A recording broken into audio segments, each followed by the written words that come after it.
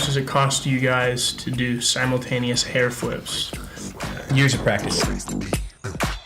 I know I got me bad. Everybody wanna be like me. Yeah.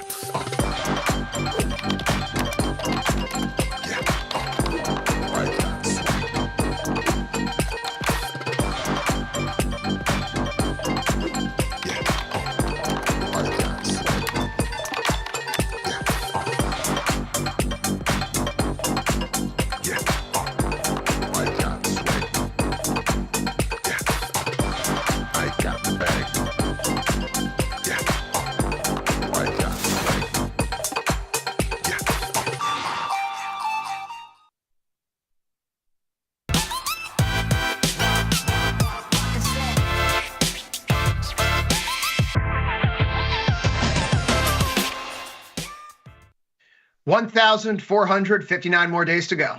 It is Tuesday still, January 21st, 2025. This is Overtime. I'm your host, Chris Vecchio in New York, Ilya Spivak in San Francisco, and Dylan Radigan. He's still here in New York. I got to see that guy the other day. We're here for the next hour as we make our way through the rest of this futures market close. If you're joining us on the platform or on the website, come over to YouTube. Tell us what you're trading. If you're already in the YouTube chat, come over to tastylive.com, see what we're all about. It is the end of day one, or day 1.5 of the Trump second term here. Flurry of executive orders produced a good deal of interesting price action yesterday, not so much today, perhaps. But stocks, they find their footing. The animal spirits of America seem to be unleashed. At least that's according to Stanley Druckenmiller. The Nasdaq up 0.8% today. The S&P up 0.97% today. As we turn to those charts, we see that the Russell is your leader, up by 1.95% today. Well, we do have talk of tariffs against Mexico and Canada. The ones regarding China are mysteriously missing. Perhaps the market sees that as a good sign now that Donald Trump has said he wants to go to China to speak to Xi Jinping himself to talk about the trade war, talk about a TikTok ban that's been pushed off.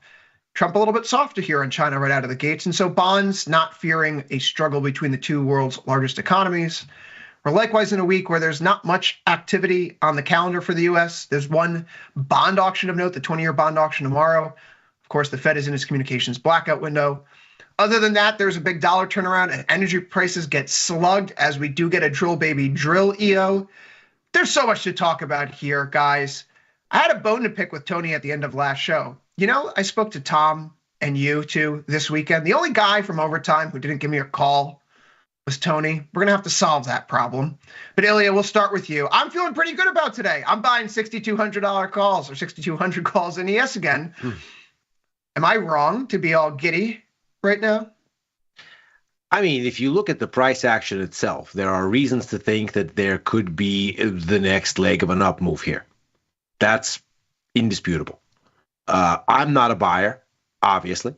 I still hold short exposure from back in late December. And for me, the risk reward to buying here at the previous swing high, be it ES or NQ, doesn't really comport risk reward wise. I mean, if you look at where ES is, it's basically within a hair of the critical resistance at, let's call it 6,100 for NASDAQ. The most recent swing high from January 6th hasn't even been challenged here, but we're right up against it. So the risk reward to going long here doesn't make tremendous sense if you don't have something that's already, unless what you're looking for is something very short term and very tactical, or alternatively something a little bit longer and you're looking for a move back to the all-time highs in both of these indexes. Because I think, to your point, this is now starting to look like a flag or a pennant of some sort that was completed with a bullish breakout. And these are continuation patterns. They do aim higher. I'm going to hold my shorts basically as long as the bounds of the breakdown that I'm looking at hold. That's the reversal from those record highs in December. So for me, this is still within the bounds, but it's because of where I got in.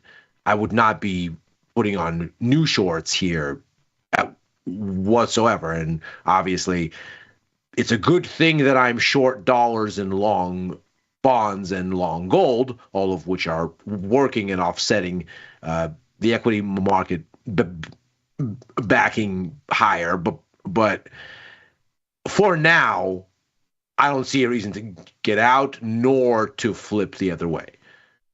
Which is not to say that there isn't a bullish structure here emerging. There seems to be one. Dylan, at the end of last call, you were mentioning how you foresee a potential world with a weaker dollar, lower bond yields, lower oil prices. To me, that sounds like music for the S&P 500 and the NASDAQ, but you seem to be taking a different point of view. Why? I know, but the stocks I have the least amount of confidence. Why is that? You just having been with you the other stocks have day. positive drift, and the tech robber barons have taken over the U.S. government, and they lead the stock market. So wouldn't Tough that to be bet against them.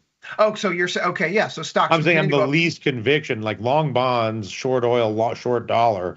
I have much more confidence than my speculative short stocks. Okay, yes. It Well, would it seems. require a lot of tariff madness and deportation madness. So let's talk about this, right? The first 24 hours have come to pass. By my stretch, it seems that a lot of what we expected to occur did occur. Not that we like it or don't like it. That's not the point of this analysis. The point is, we're all the known knowns on the field of play today. I find myself looking at the executive orders and finding like two gaping holes, nothing really related to China tariffs and nothing on crypto. Do you think that the market is looking at this broad scope and saying that was probably the flurry of it, and now is really the more granular scalpel level activity? We shouldn't be worried about that 25% shot across the bow tariff worldwide. I mean, what's looking at this market today and saying, hey, that was it? Why not go higher? I mean, if you're talking to me, I agree with that. I think that's exactly what happened. I do think that basically everything Trump is doing up to this point politically is really formative.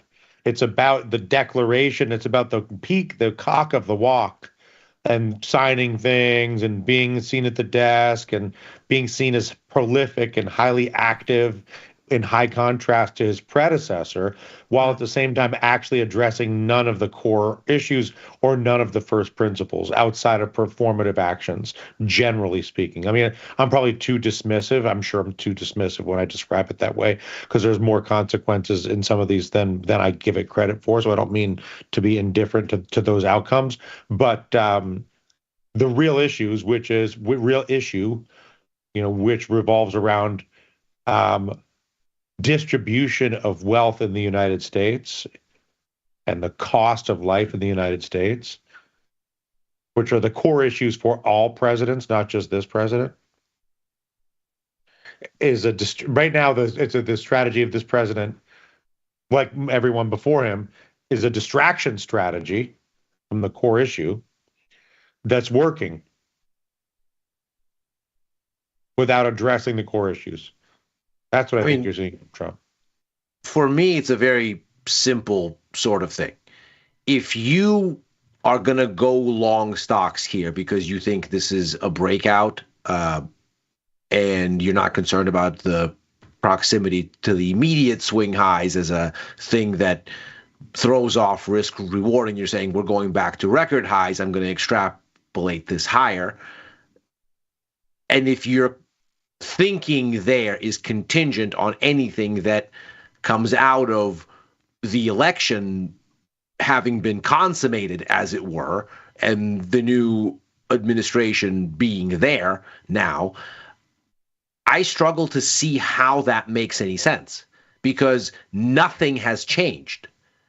From an economic policy perspective, it's going to take weeks and months to unpack anything that's going to have any kind of consequential impact on actual economic outcomes. So for me to believe that the move today in stocks has anything to do with the inauguration and with the new administration and this flurry of executive orders, I would have to believe that these executive orders mean something beyond what the markets have been baking in for months now, which is sort of the general idea that we're going to get a boost to growth. That boost to growth is going to be from deregulation and tax cuts.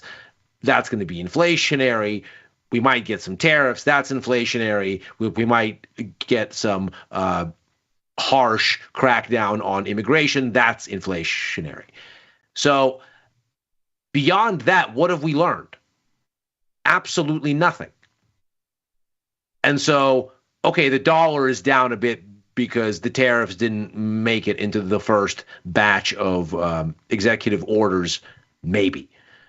But what is it that stocks are cheering beyond what they had to cheer since the election, and really since before that, once it became clear what the outcome was likely to be? Nothing. So I look at all of this and say, okay, well, bond yields are in, stocks like that. The dollar is in, stocks like that. We seem to have no real news to throw that off this week. Stocks probably like that. But they also don't have anything to keep it going necessarily. Meanwhile, the overall risk for this year, that there is too much inflation and too high rates in a year when everybody has to refi their COVID loans from 3 to 5 years ago, at 300, 400% the funding cost that they were incurred at, because, of course, interest rates have gone up quite a bit. That remains. None of that has changed. So the price action you can't argue with, which is why I wouldn't short anything else here beyond what I've been holding, nor would I initiate anything if I didn't already have it. So that much is clear.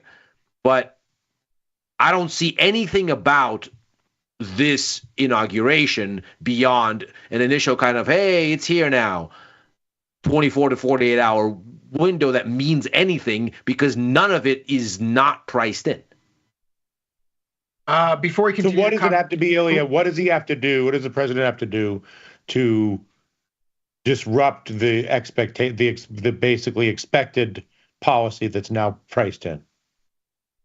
Well, let's say we get that trip to China that Chris was talking about, and we come to some sort of grand bargain, or at least the appearance of a grand bargain, and greater tariffs on China are shelved for now. And he takes a big victory lap and says, see, I told you.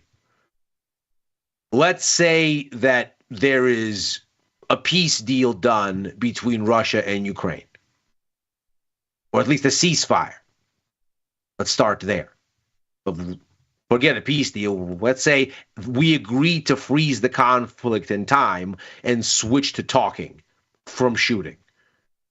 Much like the Georgia incursion that Russia ran in 2008 is basically a conflict that's frozen in time. Okay, that would change things. That would be a different sort of thing. Let's say some tariffs are levied, finally, on, let's say, Mexico and Canada and maybe the European Union. That would change things. But at this point, nothing has actually occurred. We knew about everything that we know now a month ago.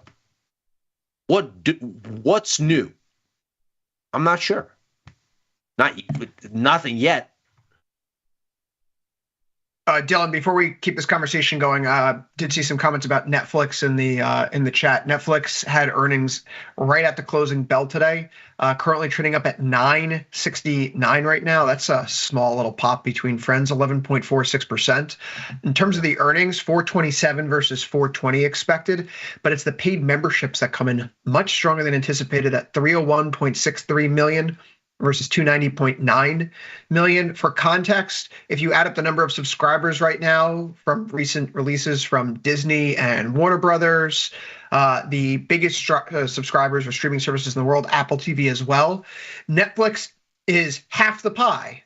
And then the other half of the pie is everyone else if you take out Amazon Prime, because if you're a Prime member, you automatically get the TV. But Netflix is going strong. It has the highest cost per month.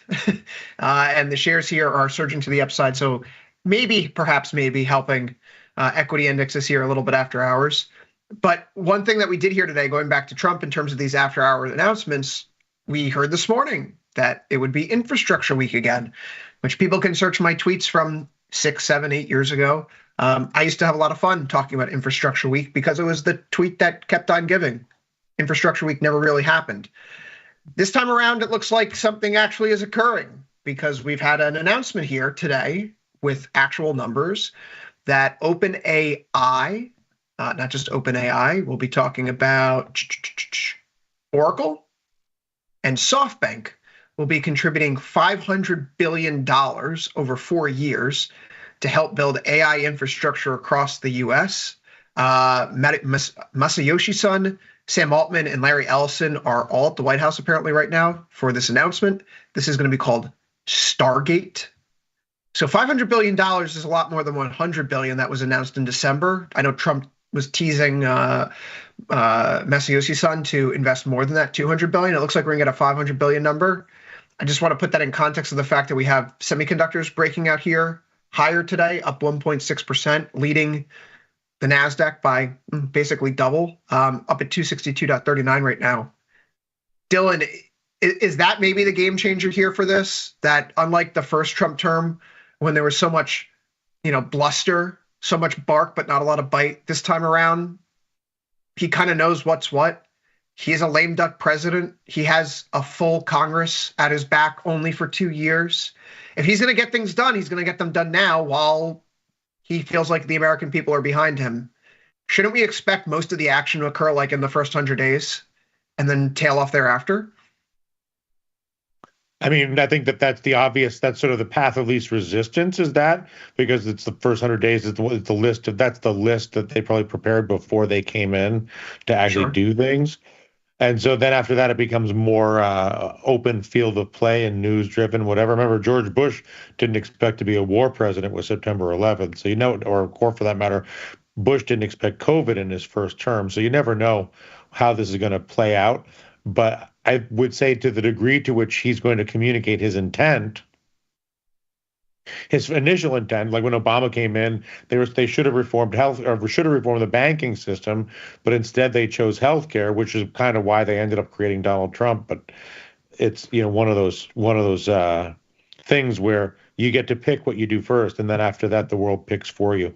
So what I find perplexing is that he's not picking that he's picking on Panama, it seems, or Mars. He's into like the mission to Mars and like Panama and renaming the Gulf of America more than he is confrontation with China or crypto regulation, which is to repeat your earlier point, which I think is sort of interesting.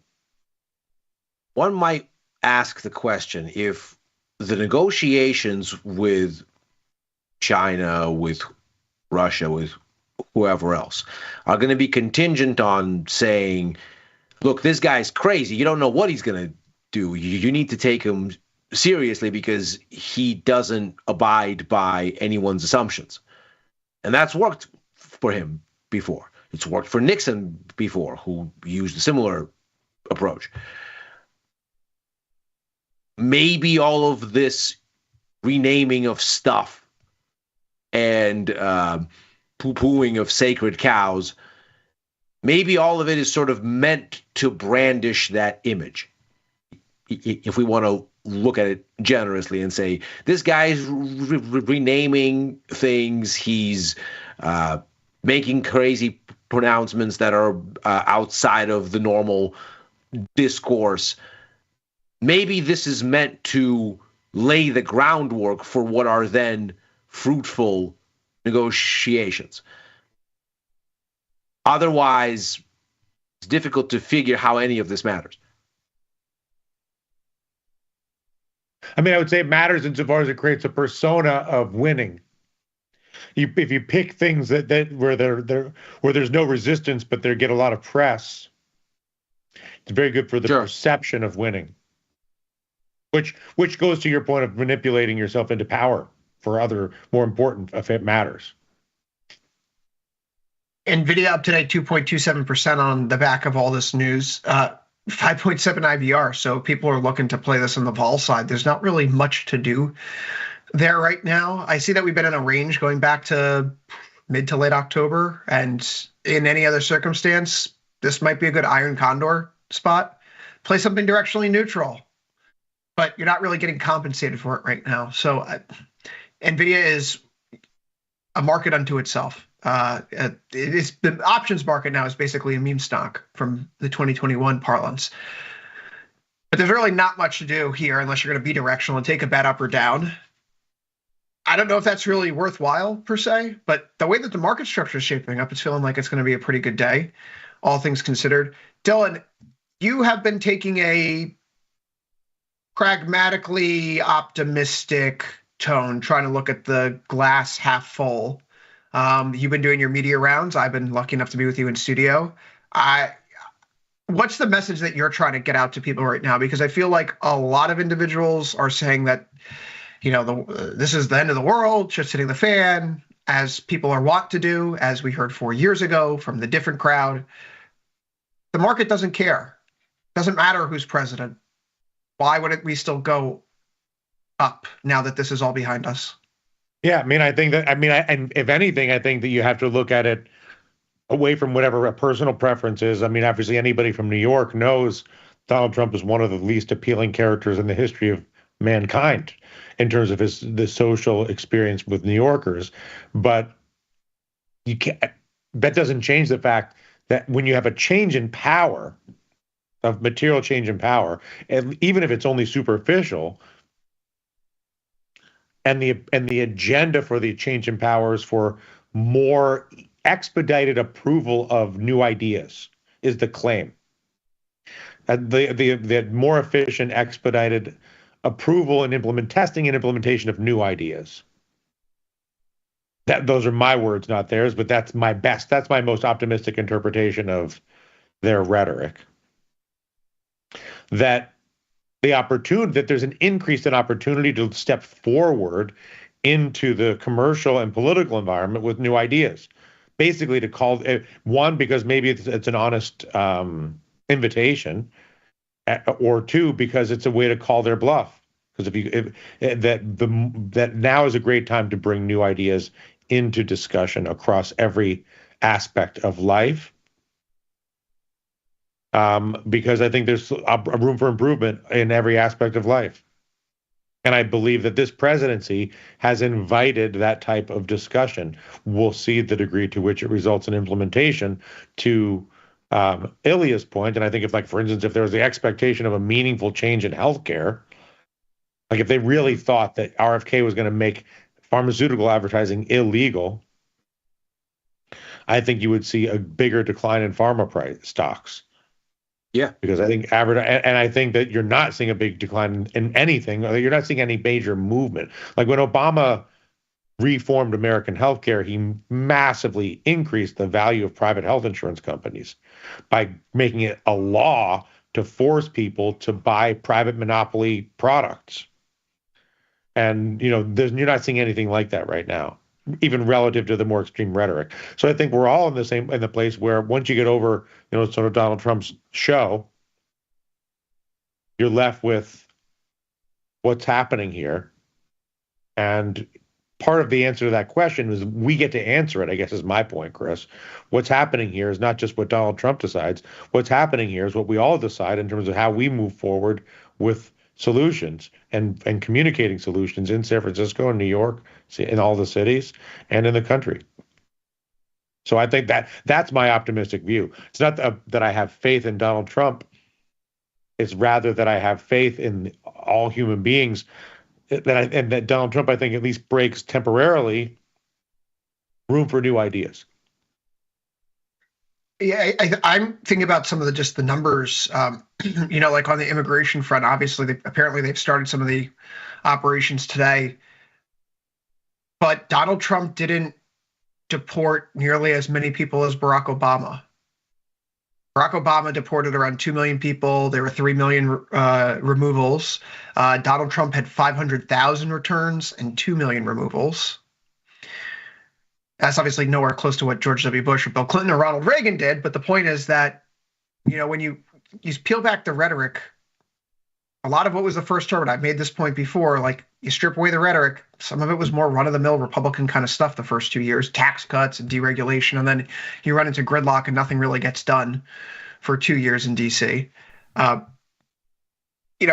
picking apart these executive orders. I need to dunk on this just because I'm going to dunk on it now for the rest of my life. Let's talk about the executive order establishing, implementing the president's, quote, Department of Government Efficiency. Let's go down to section 3. DOGE structure, reorganization and renaming of the United States Digital Service. What now? That's an Obama-era institution that was implemented in 2014. That's odd. I thought DOGE was supposed to be something special. Well, what does the U.S. Digital Service do? That's a very good question. Its job is to provide federal agencies on information technology seeking to improve and simplify digital service and to improve federal websites. Okay, sure, their remit must have changed. No, this is now a temporary organization that terminates on July 4th, 2026. Okay, so surely this is going to be about making things more efficient. We're going to have each DOGE team will typically include one DOGE team lead, one engineer, one attorney, and one human resource specialist. So to increase government efficiency, we're going to deploy these SWAT teams where 25% of them are HR representatives. We're going to modernize federal technology and software, general provisions, blah, blah. Oh, wait, there's nothing about big budgetary cuts in here. This isn't about government efficiency in terms of making sure taxpayer dollars aren't wasted because we're wasting $900 billion a year. This is making sure that when you go to USPS to find out where your local post office is, the website loads. This is making sure that federal contractors aren't wasting your money on IT infrastructure. This isn't going to take a cleaver to the federal budget. Dylan, but maybe this is a joke. Maybe this is an upgraded utilization of a pre-existing entity because it's more efficient than creating another entity. Did you ever think about that?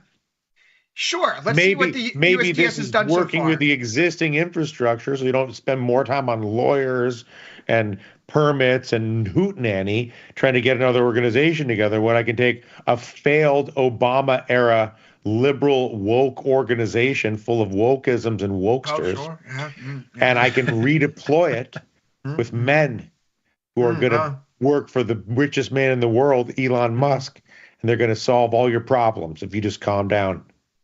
Yes. Somebody might have written that down, though. From what Chris just went through, it doesn't look like their remit has changed very much. The remit hasn't changed, is the point, right? And this is would have been helpful to put in the order.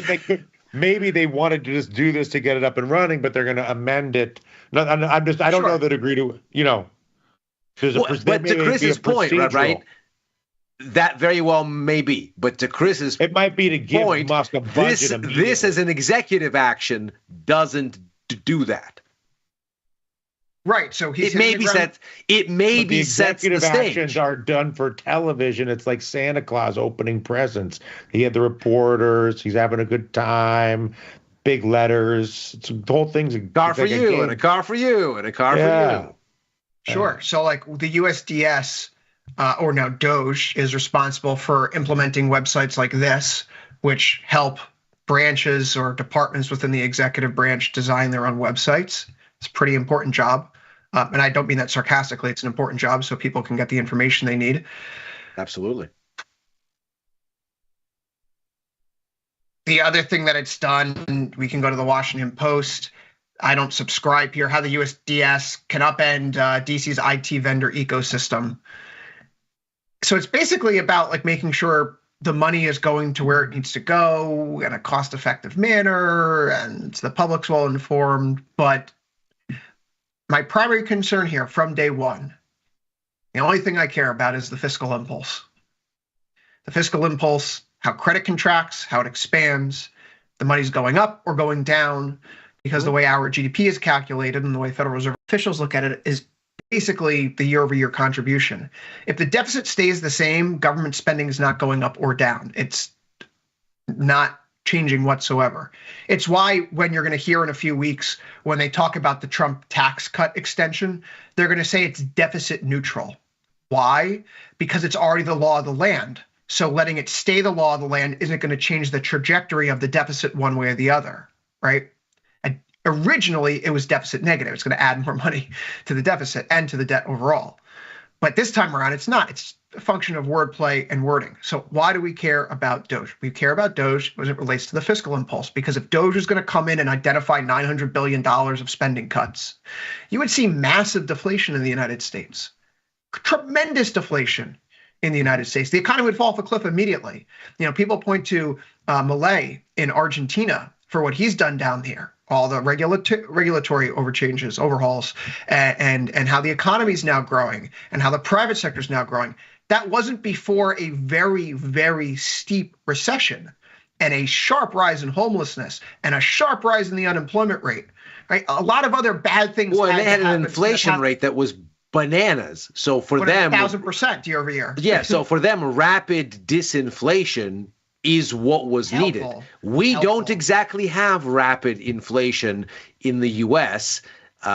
Frankly, we were nowhere near Argentinian inflation at the post-COVID peak. We stayed in the single digits. Argentina has been struggling with inflation beyond the double digits for ages. Double digits, triple digits. My point of all this is not to continually dunk on P.T. Barnum, the world's richest man, who clearly knows more than I do about how to make a buck in politics. But point is that we're looking at this being a non-issue. The next few months, when we hear things about DOGE, disregard them. They're not treatable events. This was a nice thank you card to Elon Musk. He got an office in the Eisenhower Executive Office building. Great territory. He has apparently a whitehouse.gov email address. Good on him. But what will this do for the spending trajectory of the United States? Probably nothing.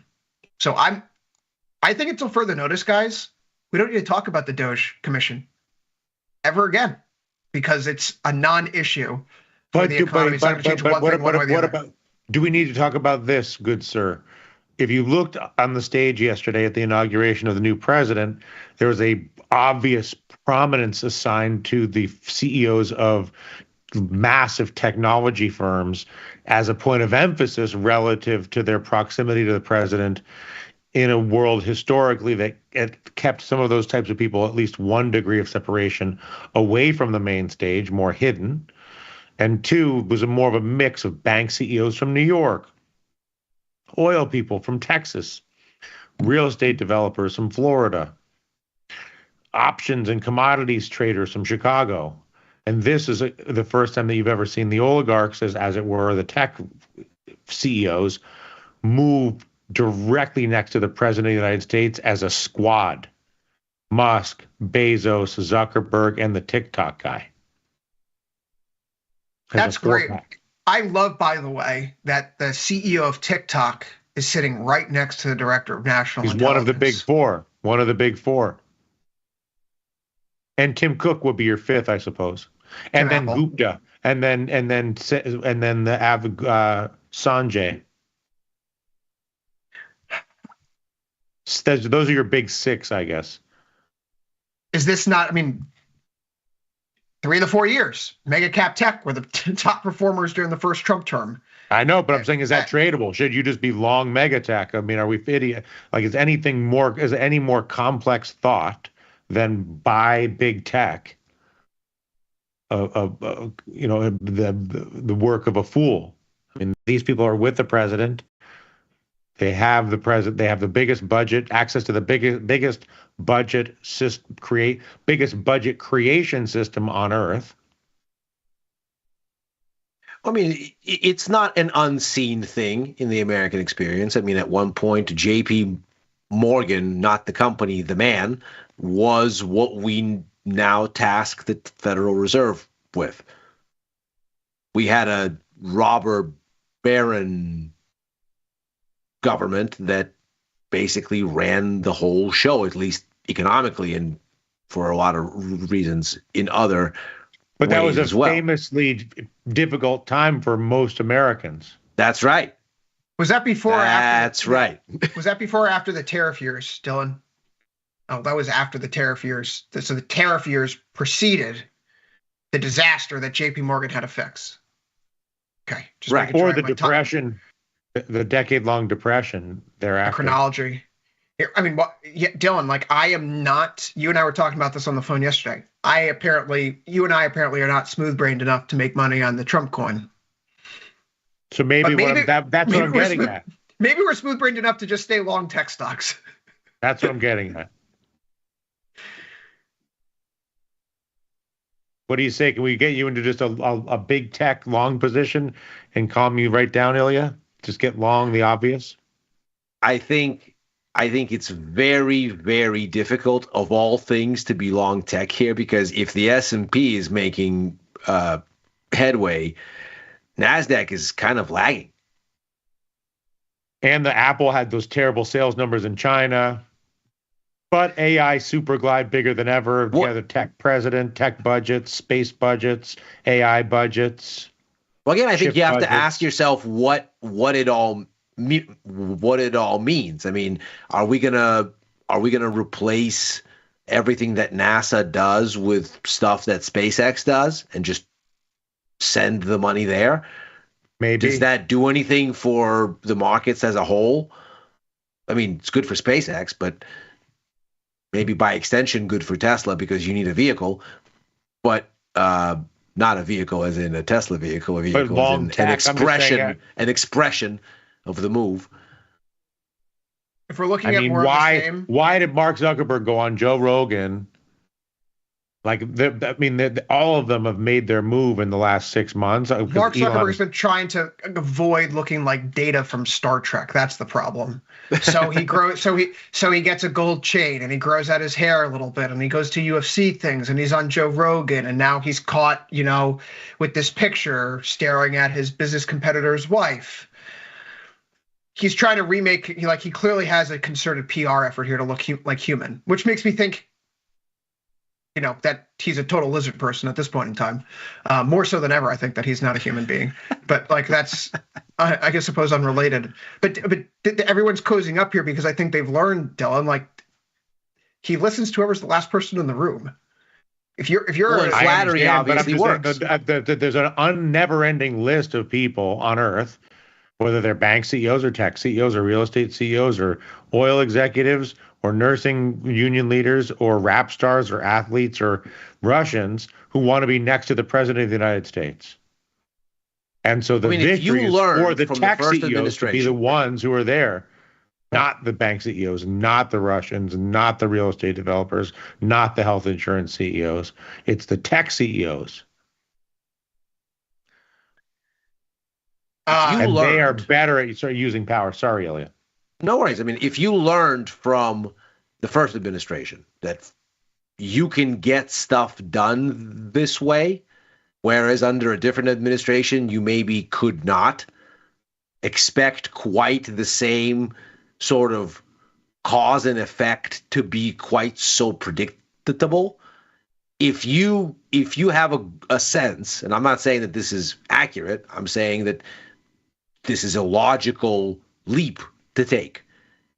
If you're a business leader and you have the money to be consequential and you want to make a pitch and be heard and expect to be heard, as long as you're doing the proper curtsying at the proper time, and that lets you do stuff you couldn't otherwise do or have access you couldn't otherwise have, or at least as easily,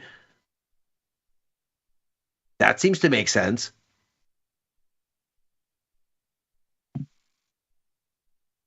Feels like tech is getting in bed with the Trump administration. We know that crypto's already in bed there, Dylan. I mean, how do you not just buy Amazon, Tesla, Trump coin, Melania coin, I mean, yeah, the I think mags that's look like they're certainly the breaking out. conversation Google. today. But again, I don't see. I see the optics and the vibe, but what is there to actually do? You're just long future corruption, future contracts, future benefits. You're just long access to policy making and budgets at the presidency. I think for me the disconnect is you have to tell me what, let's say, what can Donald Trump give unilaterally without Congress, because that's a mess. Anyway, you slice it. What can he give Jeff Bezos that matters for Jeff Bezos, The but contracts that also matters SpaceX for is the getting. economy as a whole? The contracts that SpaceX is getting. And they could work together as a consortium to bid on these contracts. And so, they see that Elon Musk is cozying up and getting access to the trial that is the federal government spending.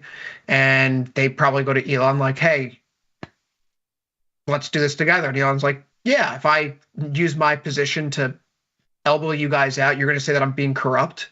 So let's just have everyone eat at the trout together. Let's all make money on it. Okay, so what can he give Mark Zuckerberg, who doesn't have a space program?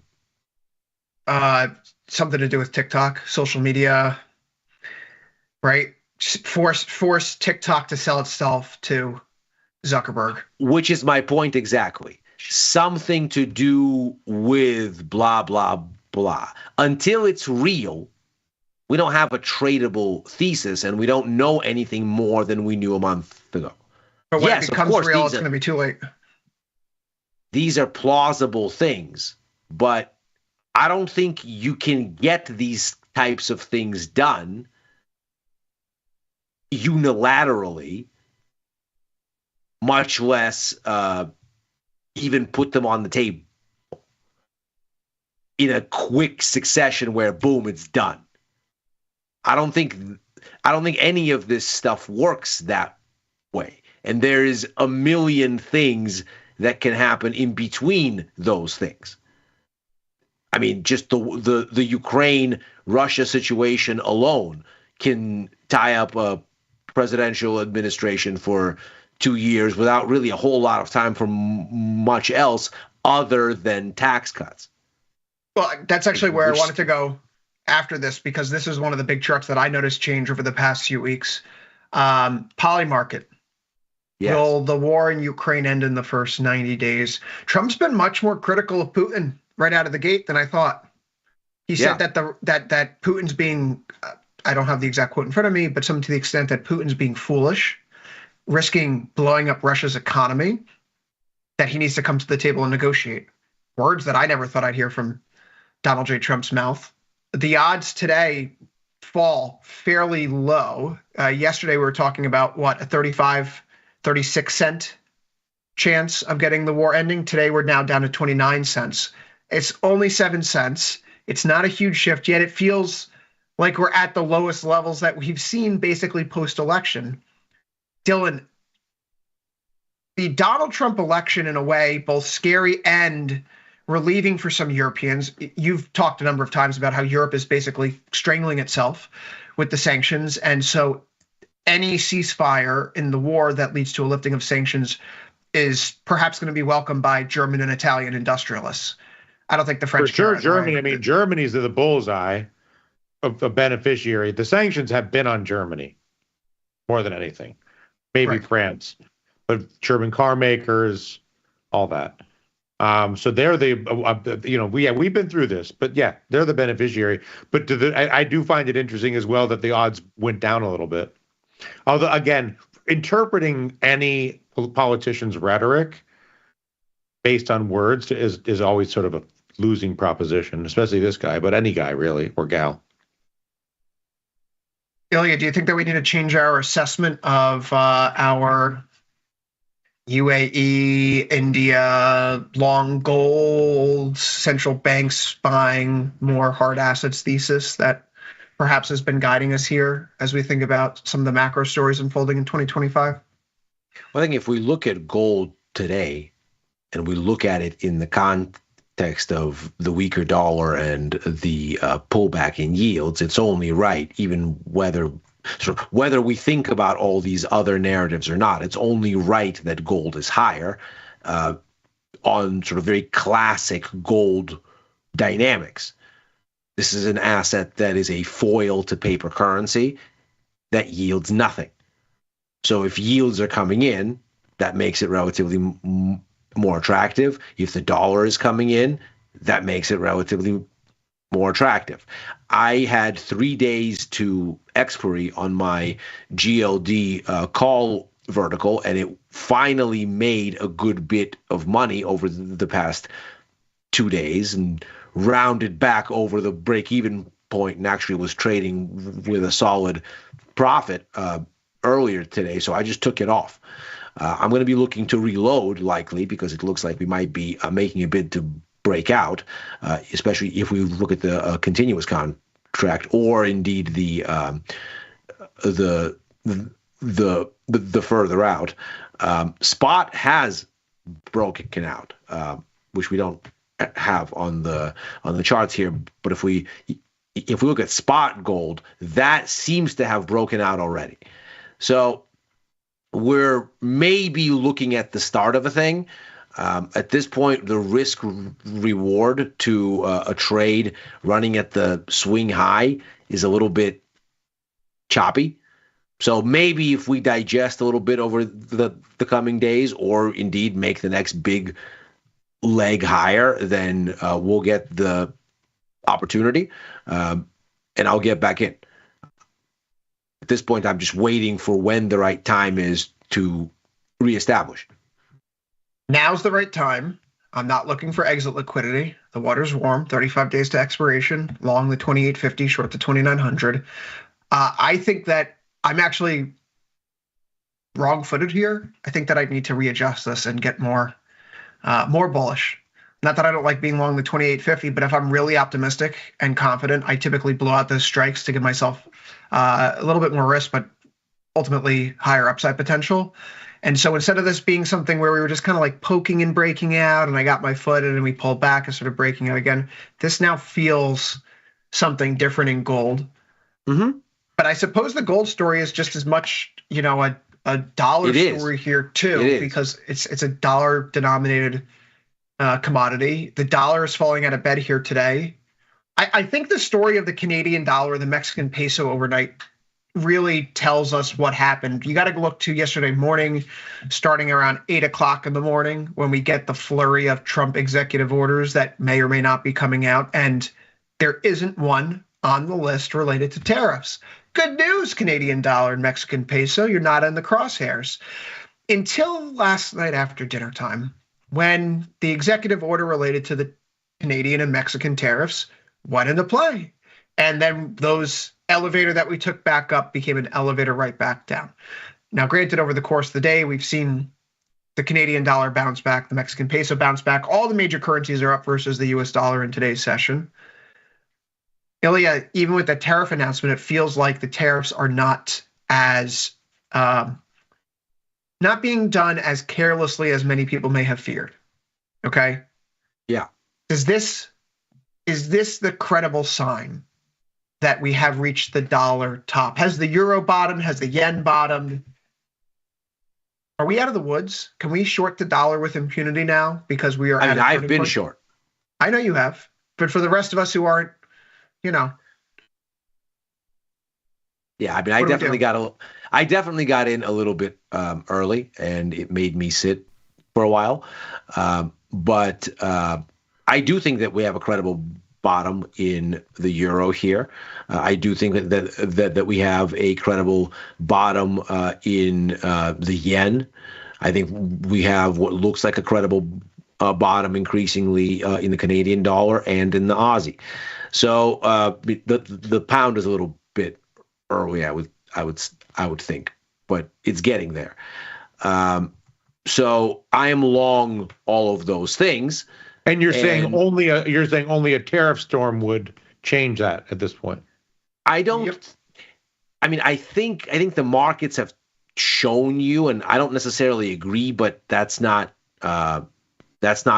for me to say because I can't force the markets to bend to my understanding of tariffs. But the markets have basically reckoned that more tariffs are dollar positive. And one way to read that is it's a redirection of capital flows. Another way to read that is that it's inflation and higher yields. And whether it's one or the other or both, I think is going to matter for what the dollar ultimately does. Because if it's a redirection of capital flows, that is a silly sort of thing. Because we know that tariffs don't actually tariff foreign countries. They don't tax foreign countries. They tax domestic importers. And so which capital flows have you really redirected, especially in places where there's not a local U.S. substitute for what you're applying the tariff to? Yes, okay, if there were substitution, okay, maybe you've redirected some capital flows, but it's not a given. It could happen, but it's not a given. And if it's the inflation argument, then we'd expect to see yields come back up. We'd expect bonds to sell off, and that's not what this looks like. So it's a bit murky here as to what the tariffs are actually doing. In my mind, it's a much simpler story. We got to a point before the CPI numbers last week where the markets were down to one Fed rate cut for the year. Any more of a dovish adjustment would mean no rate cuts, and nobody's prepared to jump out the window on that because the Fed has very clearly said we're cutting. The question is to what extent and how quickly, and for the markets to believe that the Fed has had a complete change of heart about the trajectory of policy in general, not just the gradient, is going to take a lot more than what we've seen so far. So I think just the moves in the dollar, the moves in yields were just exhausted and just got to a point where there was nowhere else to go. And what we're seeing now is unnecessary retracement because speculative fervor has been exhausted. Dylan, when you and I spoke this weekend, we were in awe of how the incoming president of the United States was able to mint $50 billion out of thin air. I've also noticed that over the past few days, we've had a few other random coins pop up. For example, where are you? That's obviously off my screen and gone now. One of Trump's former advisors, students for Trump, Ryan Fournier, announced TikTok meme coin this weekend. He apparently rug pulled it for $19 million right off the bat. We've seen that other people have suggested that they were involved in the front running of some of these coins. What did I share with you, Ilya? Who is it from? I want to. Yeah, let me just. Which one? Which one? That's a very good question. Let me find this particular. In any event, I shouldn't have closed that window. The point that I'm getting at here is that, like, there seems to be, a bit of flexibility right now is how some people are approaching the crypto space. Dylan, you don't necessarily think it's a bad thing, but Sosnoff is incensed about Trump coin. Is grift I didn't say I don't think it's a menu? bad thing. I never said I don't think it's a bad thing. I never said that. How should I rephrase that then? I said that's one of the most impressive rip-offs I've ever seen. Okay, so is this the norm? Is like the secret ingredient crime for the next 4 years? Is that like really, forget about us committing the crime. Like if there's going to be something grifty and spacky and memey and BSy out there, like that kind of seems to be the place to put some eggs right now. I don't know. Go off on this Trump coin, Dylan. You seem to have some thoughts on it. I guess I think I didn't hear what Tom said, but what I would imagine is I know Tom's primary concern for the current administration is the integrity of markets, full stop. And the more that agreements and transactions and securities are created that lack integrity, the more ultimately you're sort of piling, it's like the straw that broke the camel's back. And how many straws can you pile on the camel's back before the integrity is compromised? At this point, no one knows the answer to that question, and the Trump coin is just another straw on the camel's back of the integrity of the crypto market for sure, and maybe beyond the crypto market to the integrity of capital markets. We'll see, but an extraordinary display of how to monetize power and celebrity at a level that makes previous, the Clintons really seem to have been good at, monetizing the presidency, or the Obamas are very good at monetizing the presidency, speaking deals, Netflix deals, book deals, whatever, 50 million, 100 million, a couple 500 million real money. Nobody's played like the big man. 50 billion in 2 days, next level. I mean, I'm waiting for Obama coin, Biden coin, Spivak coin. That'll be the day. Dylan coin. That's what we should do. I will make coins for both of you. Thank you. And then I will airdrop you guys a bunch of the supply, and then I'll rug pull both of you. And if I'm telling you that I'm going to do it ahead of time, and I build in the language and I indemnify myself from being sued for any liability, which the Trump coin does, when you purchase Trump coin, you indemnify yourself against liability. And if you were to sue the people behind the Trump coin project, you were to pay for their legal fees. Always read the fine print and make sure you have a good lawyer in your pocket when you're constructing one of these scams. We're obviously being farcical here, but it seems like if you're talking about bubbles, good or bad, do you think that sort of is forget short term, longer term, is it good or bad for crypto? Awful for crypto. Long term, good or bad for Trump? Doesn't matter. He's a lame duck president right now, and I don't mean that as he's not going to get anything done. Like, he doesn't need to run for election again, and he has both chambers of Congress. Or do you think Trump walks away with more money as a result of the scheme? Yes. Long term. Probably doubles or triples his net worth as a result of it. Not 50 billion plus, because there's just not that kind of trading volume within it right now. Is it good for non-crypto? Is it good for fiat? I don't think the Federal Reserve or any other central bank is looking at this, but I don't think it's a good thing that people who are in positions of power can just create coins, and if you want to win favor with them, you could just buy the coin and funnel money. I mean, listen, all the addresses are public, so how much corruption does it actually facilitate? I don't know, but look, I think, Ilya, and you probably are on the same bet as we wind this down. Mm-hmm. If we're going into, this is a market that has high valuations, and if we're in bubble territory, this is the exact kind of stuff that happens at the top. Yes. So stay frosty out there. I myself will not be buying any Trump Sol or Melania Sol or TikTok Sol. That's not my risk preference. I have a 5-year-old after all. Don't need to worry about losing the life funds, family funds in a Trump coin. But if you're going into these, just be aware of the risks. They fit all the characteristics of things that could be rug pulled, even if it's the president of the United States. But with that, we'll have to put a kibosh on this one because overtime is out of time. We'll be back tomorrow, same time, same place here on Tasty Live, right after first call. Nope, last call, 4 p.m. Eastern, 3 Central. We'll get it right one of these days. For Ilya Spivak and Dylan Radigan, I've been Chris Vecchio. Good luck trading. After this, a brief break, and then Tasty at Night with Macro Money and Ilya Spivak. See you there, everybody.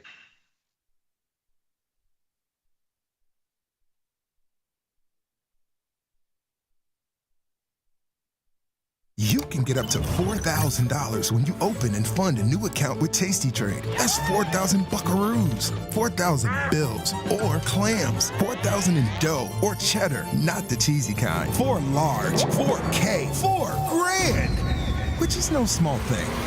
Open and fund a new Tasty Trade account and get on the platform for traders who just want to trade. And did we mention a bonus of up to 4,000 smackaroos? Tasty Trade. Make your move. I want to play a game. It's a relationship game. So I'm going to ask you each a question. Who loves the hardest? Yes, yes, yes. So are you ready? TikTok. Who's more stubborn? Who's more public? Who's more patient? These are two of the least. These are the least patient people I've ever met. I'm going to say him just because he's a little older than me. Who calls or texts more? And who do you think takes longer to get ready in the morning? Who's a better driver? I drove a truck in New York City. I can fly an airplane.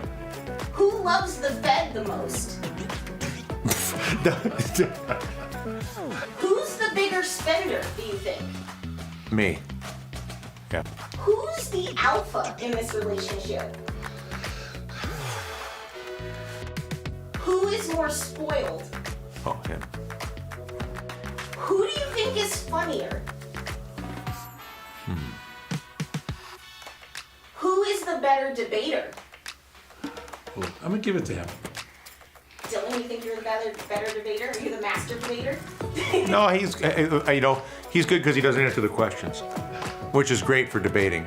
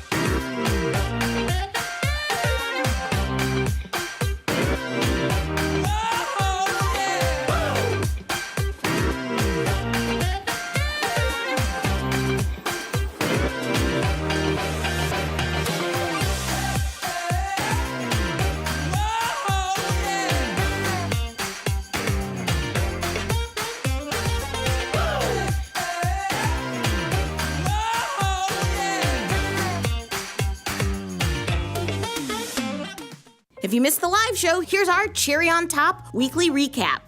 You know what my first concert was but when I was very young. It's quite embarrassing. Hanson. How'd you know that? I mean, I feel like everybody. How did you know that? Because who else was popular then in like the late 90s?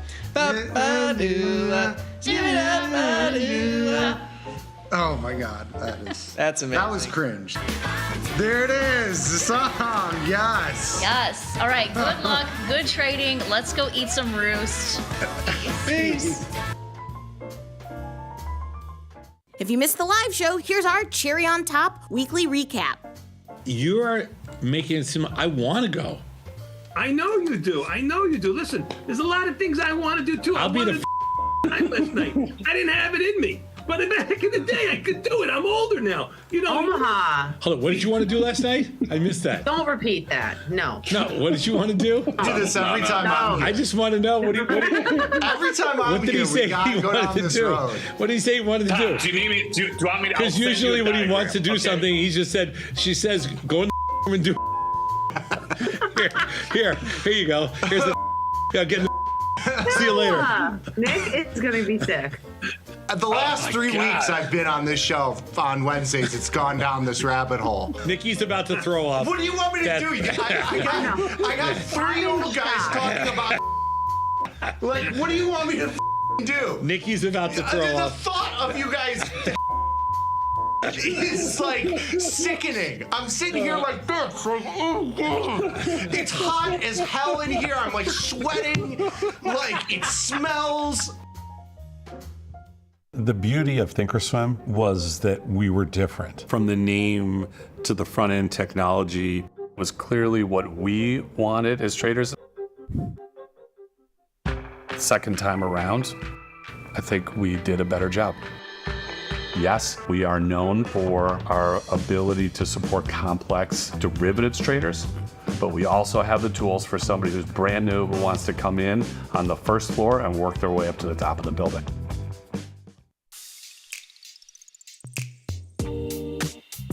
Me and Mikey, Valentine's Day. HR. Ready? 8 years and you say 9. Yeah. It's 8 to 9. Yeah. It's same thing. It was right there. Right when we so started. He was my friend first, clearly. Met at work? Yeah, at Tasty. We met here. Mike interviewed me for a support role right when I was starting off. So Mikey was here. That was where the Mike and his whiteboard came. He's nervous. He gets nervous sometimes when we're this close together. What I remember about Nick was his beautiful brown hair and brown facial hair, which no longer. Say it. Say it.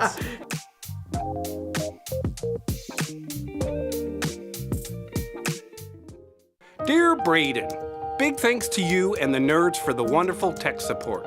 Of course I back everything up to cloud, because I'm 60 years old and I know what a cloud is. Yours truly, Larry. Sometimes it feels good to get smart. Get even smarter with live trading insights and some live taunting. No, your office is right near a different. You're like closer to the. Near what? This is English. You should watch him read. From the smart mouths at tastylive.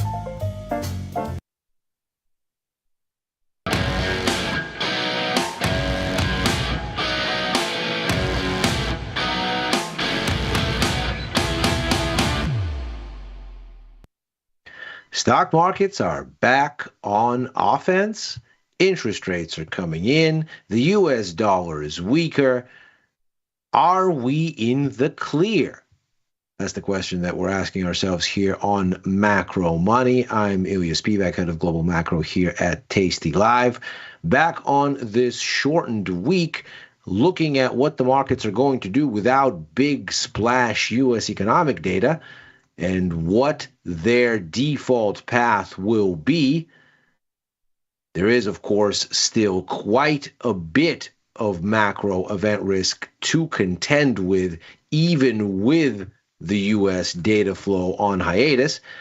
So we're going to unpack all of that here, see what trades might be emerging out of the mess that is the price action that we've seen through all of these closures, through all of these low liquidity periods, and of course, through all of the event risk that we've seen recently that the markets have room, finally, to digest in earnest this week. So let's begin here with a look at how these markets performed last week. And of course, familiar give and take stands out. Notice the S&P 500 and the NASDAQ here putting in impressive gains. Interestingly, the NASDAQ actually lagging a little bit relative to the broader index, which is a bit unusual. Typically, it has been the NASDAQ that has led the way. That is not what we're seeing here by a small margin, but nevertheless, near 3% gains for both of these major indexes, and not surprisingly, that coming alongside a pullback in yields. Interest rates down across the curve, both the 10 and the 2-year lower. The curve somewhat flatter here as a result, because rates hold up a little bit better at the front end versus the long end. The weakness here in the 10-year a little bit more pronounced at 2.9%. Against the same backdrop, dollar a little bit lower. You can see here 0.2% off versus the euro, 0.8% off versus the yen. Gold's a little bit higher, 0.8%. Bitcoin reveling in the apparent risk-on mood with a almost 11% gain. Crude oil, as ever, marching to the beat of its own drum. But the general consensus here, looking across price action, looks very much like the inverse of the preceding week, where we had strong sell-offs in the equity benchmarks. We can see here over 2% loss in both the S&P and NASDAQ against the backdrop of steep gains in yields. So this sort of give and take that we've been watching between the situation in interest rates and stocks, it continues. And of course, last week we had an inflation report out of the US that helped to make for this exact set of circumstances. The U.S. CPI report came out. Core inflation was expected to hold unchanged at 3.3%. It surprised lower, not by much, but nevertheless, 3.2% year on year. So the lowest in 4 months, unexpectedly. And that, of course, encouraged the kind of thinking that we see here. Of course, Fed policy expectations were starting to get very, very hawkish ahead of that release. And what we have here clearly points to a degree of relief that was had. And of course, now we have a lull not only in Fed speaking. They have a monetary policy meeting that's coming up, so they are staying mum this week, but a lull in big splash U.S. economic data too, at least until Friday, which we'll get to here in just a moment.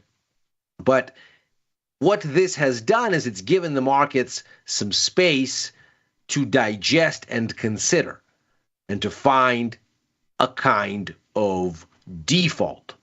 And what we're seeing here in the first day of the week is very much continuation of what we saw last week. Again, a little bit more strength from currencies against the U.S. dollar, a little bit more strength in bonds and a deeper pullback in yields, and an encouraging pop in stock markets. So it looks like the start of this week has been essentially just continuation of the last, but there is quite a bit of event risk on this calendar that maybe isn't in the U.S., but that is very much pertinent to the dynamics we're discussing, and that will, of course, filter into the conversation. And we start with the situation in Europe. Now, here we have a speech from ECB President Christine Lagarde. She's due to speak at the annual gathering of the World Economic Forum in Davos, Switzerland, and she's going to be participating in a panel called Beyond the Crisis, Unlocking Europe's Potential. Needless to say, this is going to be a conversation having to do with the steady fizzling of the regional economy, which, if we look at the PMI numbers expected later in the week, which we'll get to momentarily, we're eyeing a third consecutive month of contraction and significant underperformance relative to other major economies. At the same time, there is, of course, stickier inflation than the ECB would like, even as it continues to come in their direction. And so there's, needless to say, quite a lot on this panel from the ECB president that might be fodder for near-term guidance. Of course, the euro has already made a jump in a response, and what we see here is a situation that sets the table for what that kind of commentary would do, or at least against what benchmark it would appear. And we see the markets are pricing in 100 basis points in rate cuts from the ECB this year, no change next year, just 6 basis points on the menu. So what we're looking at here is already quite dovish in relative terms. If we consider how these rate cuts lay out, we can see the markets aren't expecting anything for this month. The ECB meets on the very last days of January.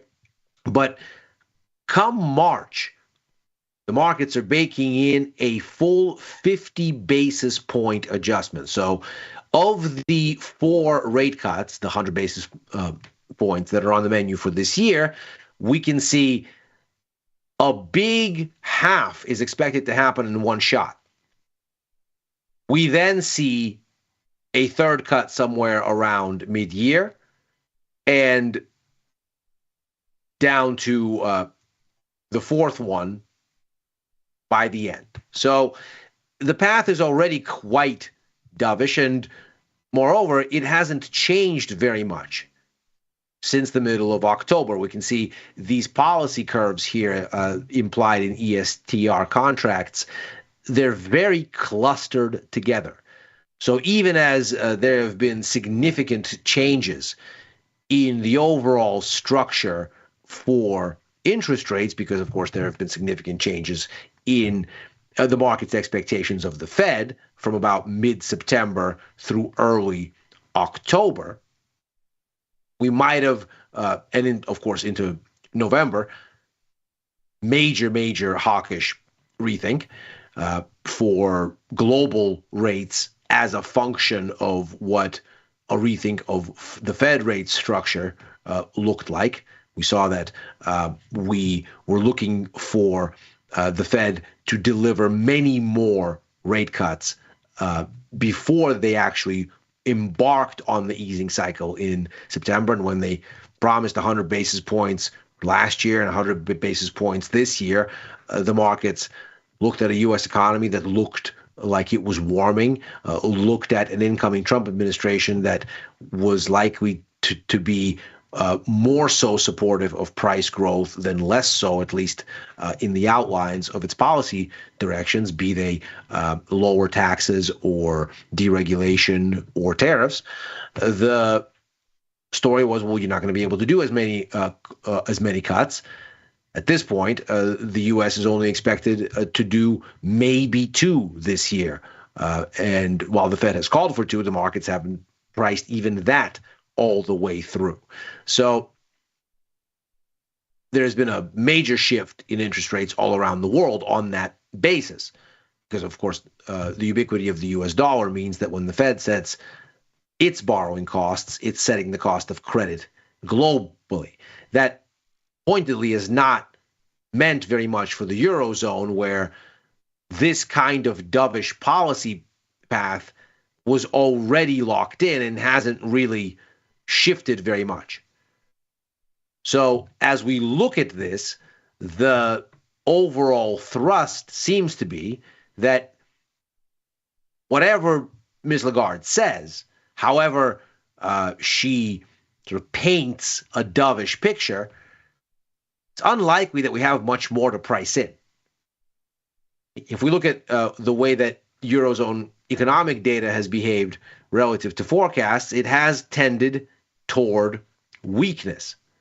And so on this front, we have a situation that certainly would support a more dovish message, but how much more dovish we're going to get beyond a 50 basis point cut at the March meeting seems unlikely. Perhaps we'll move it up to a cut at the last moment here, getting priced in before next week's ECB meeting.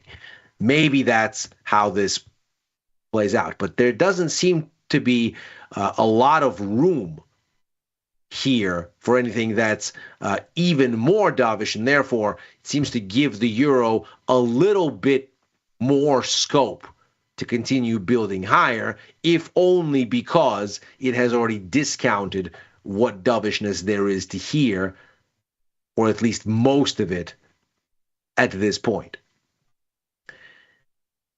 Next, we're going to get a set of releases from Japan. This, of course, another major sort of player here as far as the influence of U.S. interest rates. The yen and local markets very, very sensitive to U.S.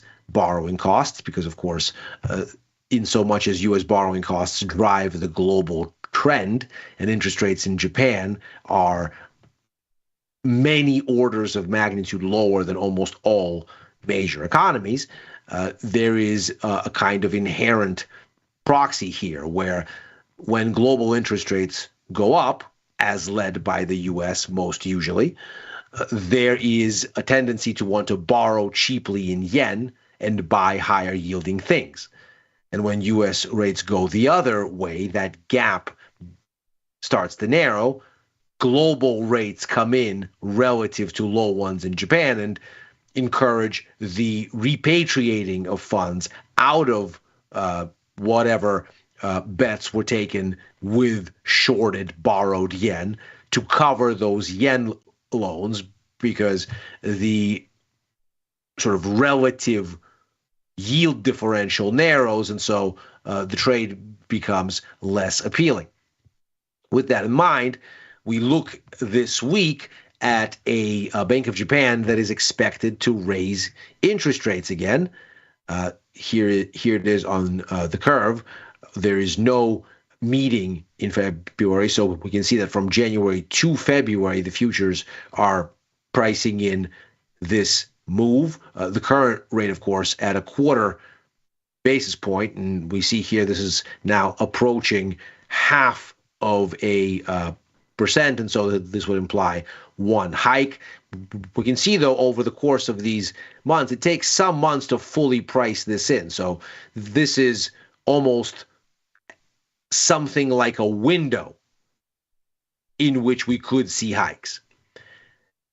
We then get another window for further adjustment up to almost 75 basis points here by year end. So a total of 50 basis points or almost there being baked in for the year, essentially one hike at some point this week or shortly thereafter at the meetings soon to follow, and then another one at the mid-year mark or shortly after.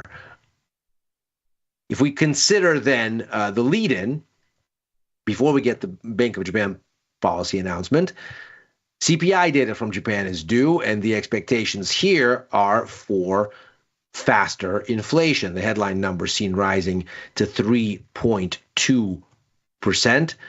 The core number, which excludes, in the case of Japan, just food, but includes energy, that's expected to go up to 2.9%. Both of those would be the highest readings since October 2023. Here would be your supportive fodder for a rate hike at face value. But of course, what we see here is that food is overwhelmingly the driving force here. So inflation is being taken to these heights largely thanks to the cost of imported food.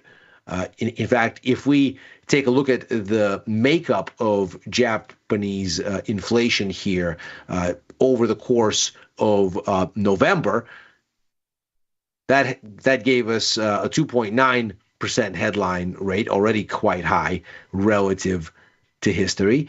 Of that 2.9%, 1.38 percentage points was the price of food. Moreover, 0.47 percentage points, so almost half of a percent, was energy. So much of this seems to be the cost of imported necessities and the generally weaker yen. Now, if we consider these dynamics, we can see that Japanese CPI tends to respond to changes in the price of, in this case, we're looking at crude oil as a kind of stand-in for energy, and we're looking at the Brent benchmark, the global cost of oil, not the U.S. benchmark, which tends to run a little bit cheaper, as well as the FAO food price index. This is a global index from the World Bank here and the IMF. So what we're watching here, and to be very clear, they produce this data for the most part for the UN. We are looking at the pass-through, and very clearly here we can see there is, when you lag CPI 7 months or so, it doesn't line up perfectly, of course, but very closely, you can see how long it takes for these things to work their way into prices. And although food has been ticking higher, and perhaps there's room for that to continue here, energy has been going the other way. And so perhaps the BOJ has some room here to wait until we get to March with the wage setting period upon us. The governor, Kazuo Ueda, has mentioned that he wants to see how wage negotiations go, to see how embedded inflation is going to be before acting. If there's a miss there, that could certainly be a shocker for the yen if the BOJ opts against a move this time around. Then finally, toward the end of the week, we are going to get the flash PMI data giving us an update on global growth trends from the major economies. And of course, the big story here is another contraction from the Eurozone. 50 is neutral in the logic of these numbers. Above 50 is growth. Below 50 is contraction. We can see the Eurozone here slated to register below 50 yet again for a third consecutive month, whereas for the U.S., the story is of ongoing outperformance. In fact, the pace of growth expected to pick up a little bit as we get slightly faster growth from the service sector. Looking at surprise index data from Citigroup, we can see that there's been a sort of divergence here where U.S. economic data is once again increasingly surprising on the upside. Eurozone data is increasingly surprising on the downside. And so the surprise here may well be a wider disparity in favor of the U.S. But of course, that would again mean less scope for Fed rate cuts and a greater threat to global growth, which we can see here is idling in recent months, even as the U.S. outperforms because everywhere else is so weak. So perhaps a bit of scope for sobering event risk toward the end of the week, threatening to revive worries about the dissolution of Fed rate cuts, threatening to revive yields, and warning stock markets. And that is macro money for today. As ever, we will get back to all of these things in greater detail as the week progresses. We're here every day, Monday through Thursday, right after overtime, a show that I co-host with Dylan Radican and Chris Vecchio, looking at the Wall Street close and what may follow. In just 30 minutes from now, I'll be on with Victor Jones for The Price of Truth, back with Chris for Futures Power Hour on Friday, and with Victor and Tom for First Call on Sundays. I'm also writing for the News and Insights portion of tastylive.com and commenting at Ilya Spivak on the platform formerly known as Twitter and Blue Sky. Thanks very much for watching. Macro Money's back tomorrow.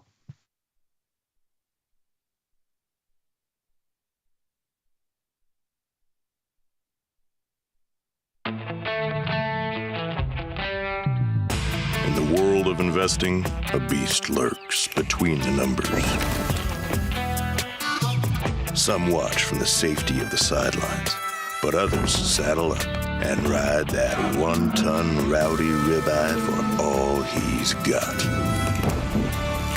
If that's you, join us on Tasty Trade, named best online broker for options trading. Genius loves company. Look who's back testing. Tasty Trade now has options back testing for free. Test your trades with over 10 years of data for the most popular symbols. See how your trades would have performed in the past.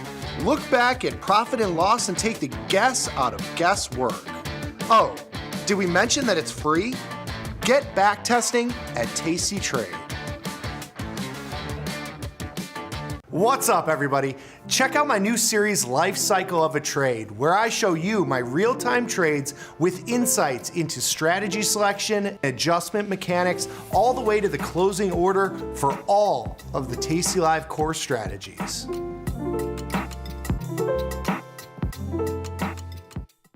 I think I've always been interested in finance. I have a degree in management and I took a lot of heavy finance classes and I've always loved it, but I've always done passive investing. And so as I went through life, I decided that I needed to have a bit more control over my finances. I started to dabble in the options world when I opened up a brokerage account in probably 4 different companies, and none of them worked really well in terms of education until I got to Tasty. And Tasty Live in particular, because of the educational background that they tie in every single day on how to learn how to trade options. It started with the Where Do I Start series. It's outstanding. Tasty Bites, market measures from theory to practice. I don't think there's a show that I don't like. to be honest. That education piece is highly important. I found that Tasty offered that. Calling all traders. Are you using tastylive mechanics and enjoying awesome results? Are you an up-and-coming options savant? We're looking for you. For over a decade, tastylive has shared the most inspiring stories of traders teaching themselves a new skill, using probabilities and experiencing new levels of success. If you think your trading journey should be shared with Tasty Nation, we'd love to hear from you. We are always on the lookout for the next class of rising stars. Email us at risingstars@tastylive.com if you'd like a chance to share your trading journey and inspire others. In the world of investing, a beast lurks between the numbers. Some watch from the safety of the sidelines, but others saddle up and ride that one-ton rowdy ribeye for all he's got. If that's you, join us on Tasty Trade, named best online broker for options trading. Genius loves company. Look who's back testing. Tasty Trade now has options back testing for free. Test your trades with over 10 years of data for the most popular symbols. See how your trades would have performed in the past. Look back at profit and loss and take the guess out of guesswork. Oh, did we mention that it's free? Get back testing at Tasty Trade. What's up, everybody? Check out my new series, Life Cycle of a Trade, where I show you my real-time trades with insights into strategy selection, adjustment mechanics, all the way to the closing order for all of the tastylive core strategies.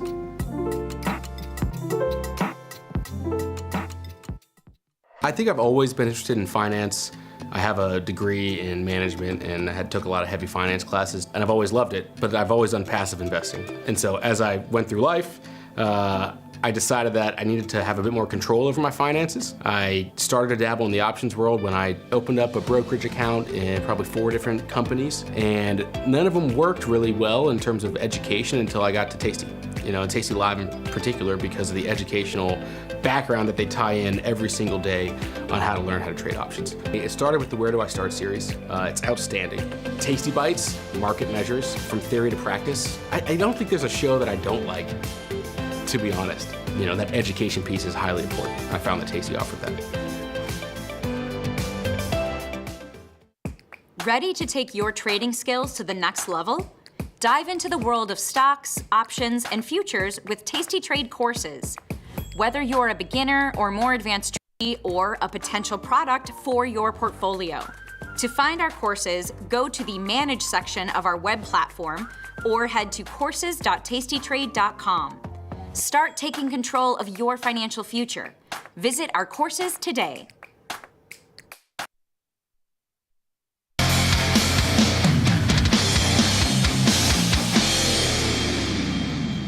What is going on, everybody, and welcome back to the Bad Taste segment. Today is Tuesday.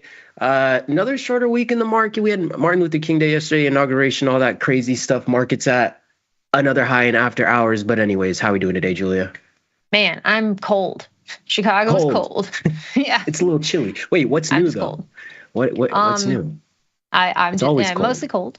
It's been a weird month. I've been in and out. Did you have a good couple of streams last week? I had to miss some of those. I did. It was good. Hopped on with Gus. Got him with some of the trivia questions. Threw some curveballs in there, but no, nonetheless, it was a good time.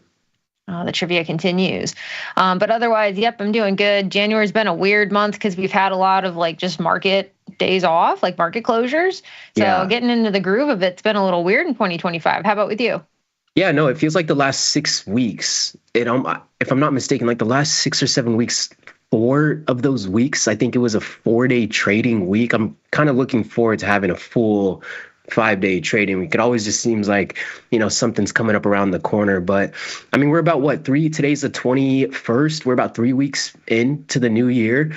Volatility, not much has changed there. It's kind of the same story right now. Market's still kind of rallying, especially over the last few days and the beginning of this week. So it kind of seems like the same story as we ended for last year. So it doesn't really seem like there's any type of shifting behavior, if you will.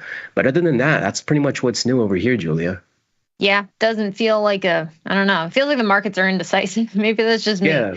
But I don't know. I kind of went into this month just mostly holding shares, actually, not really trading options because I wanted to mind the leverage and maybe wait for a vol pop after yesterday is really what I was thinking. And, VIX is pretty low. SPY's IV ranks around like 13. Got a nice little pop in the Russell today. And then just like random names like Rocket Lab is taking off, excuse the pun. IonQ and some of these quantum stocks are still all over the place. Still red on my positions, but it's better than it being redder than, it could be worse. That's for sure. But yeah, it just feels like a bit of a weird market. I'm a little hesitant to kind of dive in, but feel a little bit better actually. Yeah.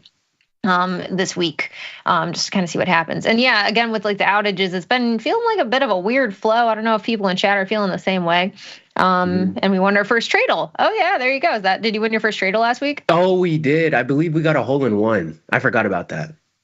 You got a hole. Yeah. What was the hole in one? Which one was it? So the hole in one was when it brought up one of the biggest squares. It said 25% water. Like, what does your mind even go to right away when it says water? 25% water? Yeah. What would you guess? It said 25% water, and I'm like, I don't think we've had one like this before. But is there anything that comes to mind?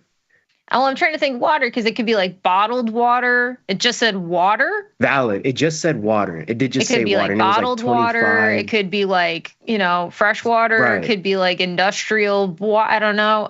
Water. No. You got it in one go. It's very vague. It's vague. We did with help from the chat though. And somebody said Fiji. Somebody said Fiji, and we put it in, and it was holding on. I was like, it's got to be Fiji. So shout out to, I forgot who it was in chat, but it was a good one. Lone is over here in chat also said Fiji. I'm like, that totally makes sense, but I feel like that's a joke. I don't know. It's like, the Fiji water. It's got to, but that would make total sense actually. Now that I'm thinking about it. Yeah, we read over it at first because we were like, oh yeah, Fiji, and then we ended up typing it in, and that's exactly what it was. So that was a fun one. That does sound like a fun one. Oh well, I'm glad you guys. I would have like. There's no way. That seems like anyway, you know what? I would have gotten that wrong for you guys. I would have messed y'all up. I'm glad you got it in one go. But otherwise we got Lone over in chat. We got Darren, we got Dav, we got Luis over in chat. How's it going? What's going on, guys? Huge beat on subscribers with Netflix. Some of those shows are just really coming in clutch apparently. But otherwise, yeah, my IonQ, I am still holding on to it against my better judgment. So hey, it's up on the day though. What's up about that, Julia? It is up on the day today. But that's why of all these quantum stocks, and these are really, I mean, like volatile, very speculative trades. I'll admit it's just like it was a dumb trade, but it just like, I get a little skin in the game. I thought it'd be fun. We actually had a really interesting series on like quantum computing that we did for the morning show. That was a 2-parter. It got posted on the tastylive trending channel on YouTube. If you guys want to go check that out, maybe we'll talk about it a little bit on maybe Thursday, maybe a little recap. But that was basically talking about what quantum computers are, what impact, like what industries might get impacted, and mostly how it would affect crypto. We had a whole segment talking about that. So it was a really interesting series. If you guys want to go check that out, that's under Bad Taste on tastylive, and it's on the YouTube channel under tastylive trending, so not the main channel. But IonQ, I got into this one of all the other ones because it's actually as crazy as it's been, it's actually had kind of more stable growth from a risk return perspective compared to some of these other names like Rigetti, which is just, I mean, now it's looking pretty correlated, but at the time it was a more gradual increase. Okay. So that was kind of basing that decision. So I'm still holding it. Rigetti's up 42% today. Man, these names are nuts. But holding on is a bit of a longer term trade. My IBIT, getting a little crypto exposure in there, a little crypto skin in the game. Overall up on the trade, not mad about that. Russell finally recovering. Can the Russell please just like go somewhere? That would be great. That one's been, yeah. I would like it to do something because, it's just been lagging behind. I've been hearing a lot of people, on the network in the financial space say, just kind of hoping that the Russell is going to catch up to the other indices one of these days. Kind of expecting it to as well. So today was evidently a good day for it. Not a SPY, just SPY. There we go. But otherwise, yeah, no financials. It's fine. But otherwise, yeah, no, it seems like this seems like a bit of an indecisive market to me. I kind of thought we'd have like more, I don't know, just more action to the upside or to the downside. But no, it's been good and truly sideways for the last like couple of months now. So a little bit surprised about that. It's looking like all-time highs might be around the corner on SPY. I don't want to speak too soon or anything, but I mean, from a visual standpoint, just looking at this 1 year, 1 day, it's not too far off, Julia. So I don't know what your thoughts are on that. Yeah. Well, it's just, here's the thing. I don't mind a sideways market, actually. I don't mind a sideways market. It's really like this kind of stuff that irks me a little bit. When you have these kind of crazy strong rallies, sort of like we had in August, I guess in hindsight, it's not that strong. But yeah, it's mostly like just a directional aggressive price action that I have a little bit harder time adapting to. Sideways, I actually don't mind so much. And honestly, I was expecting a little bit more, I don't know, directional bias after, this week. So I'm a little bit more comfortable getting into the options for 2025. No, I hear you. One of my recent losses at the beginning of this week. So had a pretty good start to the year, was up about 10, 11% within the first 2 to 3 weeks. I'm like, let me just no, I think I was getting short. Was it U.S. Steel by any chance? No. Oh, I'm over U.S. Steel. We don't talk about U.S. Steel in 2025. No, but I know I was caught in U.S. Steel a couple times last year when one of the deals didn't go through, and I happened to be in it while it halted to the downside twice. Was able to get out unscathed the second time, but U.S. Steel is another story. But I was looking at the futures market when it opened up Sunday. And I understood the next day is MLK Day, Inauguration Day. I wanted to get short, so I shorted one contract because I had a pretty decent cushion already too. So I'm like, you know what? Let me do that. I legitimately wake up in the middle of the night. The market's rallying. I wake up in the middle of the night. The market's rallying. I'm like, of course it's rallying. So I just cut the position and then gave back about 3.5% of the account. So some of the work that was put in the first 2 to 3 weeks, I was like, I'm not swinging any of those futures contracts anymore. So other than that, no, the market definitely caught me off guard heading into the beginning of the week. We had a pretty massive rally, and then we had a pretty aggressive sell-off, I think, within the last 24 hours. Now we're rallying again. So it seems like that's kind of the market we're in right now, just very indecisive. And I'm just looking to see how the market's going to digest, I don't know, even just the inauguration yesterday. I mean, I don't know. I haven't really been trading long enough to see or trade around many inaugurations, or if that's even going to have much of an impact on the market. I don't know. Not something that happens every year, every day for that matter. So it'll just be interesting to see how the market digests everything and all the new moving pieces, economically speaking. Yeah. So it's that's why I was kind of expecting a little more volatility, but looks like we're getting some delayed response. I don't want to say delayed responses. Maybe this is the right response, but now I'm going to be looking out, those macro events with a lot more caution. I just played this generally pretty safe, kind of, going into it with no options. Now I'm kind of going to, which is like naturally the time when you get the big vault pop is right when you get in, well, anyway. Of course. Like right after you open the trade. Yeah. Anyway, some interesting pieces of news today. Walgreens is just getting no love at all. Sold off another 9% after it's 2 interesting pieces of news. Actually, a whole bunch of interesting news. But pertaining to stocks, we got a bit of a kerplunk today after this one finally had a bit of a rally up from like $9.50 to, I think it was trading around like almost $12. So nice rally from Walgreens a couple days ago. And then it sold off pretty much 10% today on a DOJ decision around opioid prescriptions. So that didn't go particularly well. And then another bit of a sell-off that we had today is Apple, which actually got 2 downgrades, which I don't really keep up with upgrades and downgrades too much. But yeah, when it sells off 3%, and you notice that a little bit more.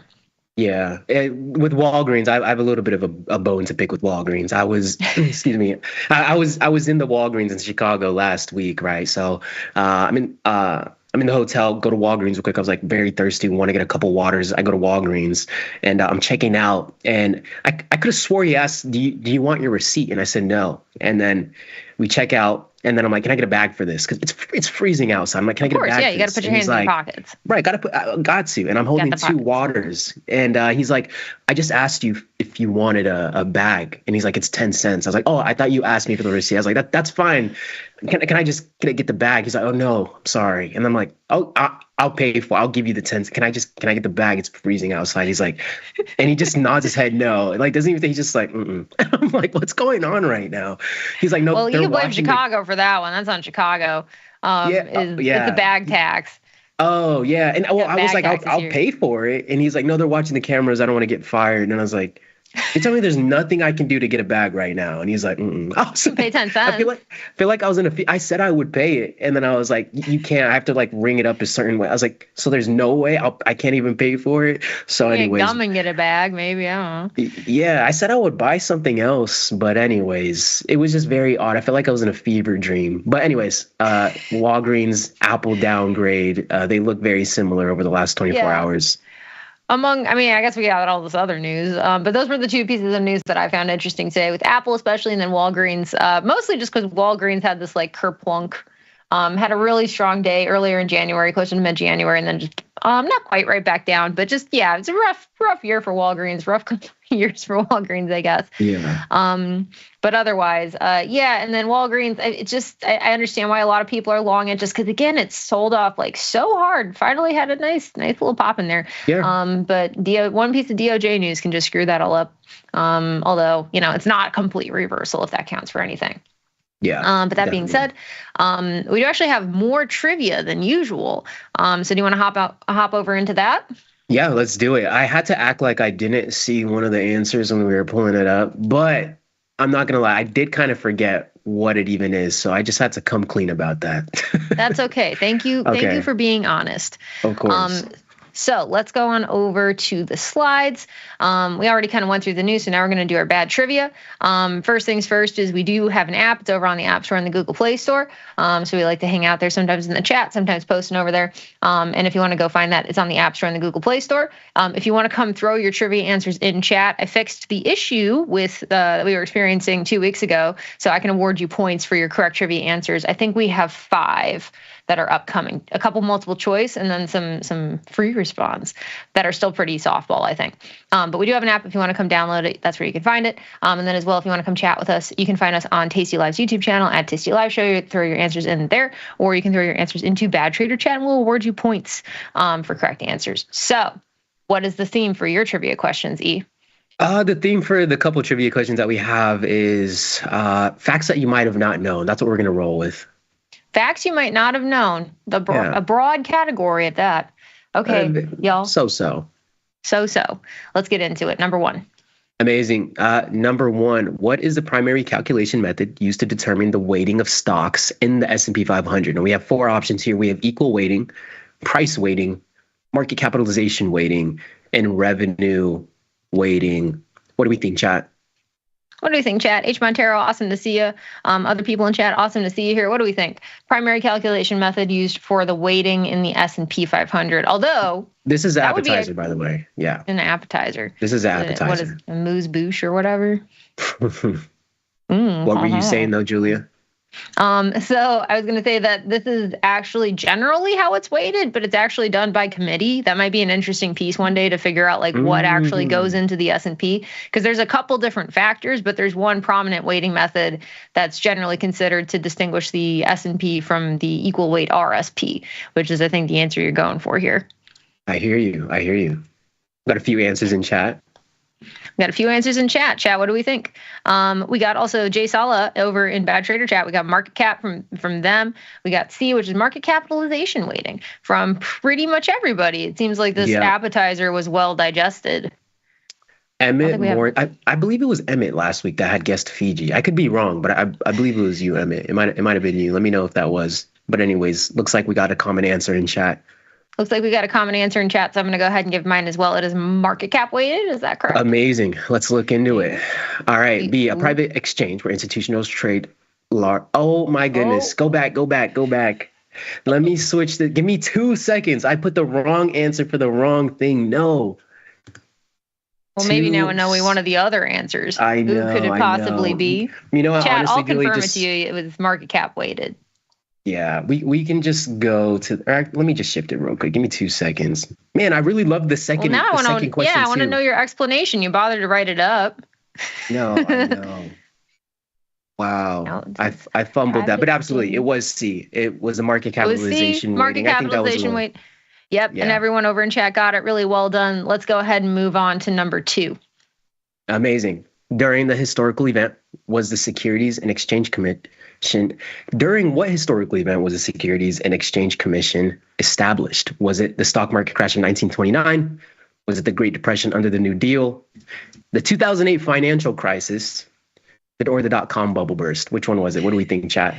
What could it possibly be? And yes, Jalsa, I've been mispronouncing your name, brought up an interesting point, which the S&P doesn't actually have 500 companies in it. I think last time I checked, it had 503.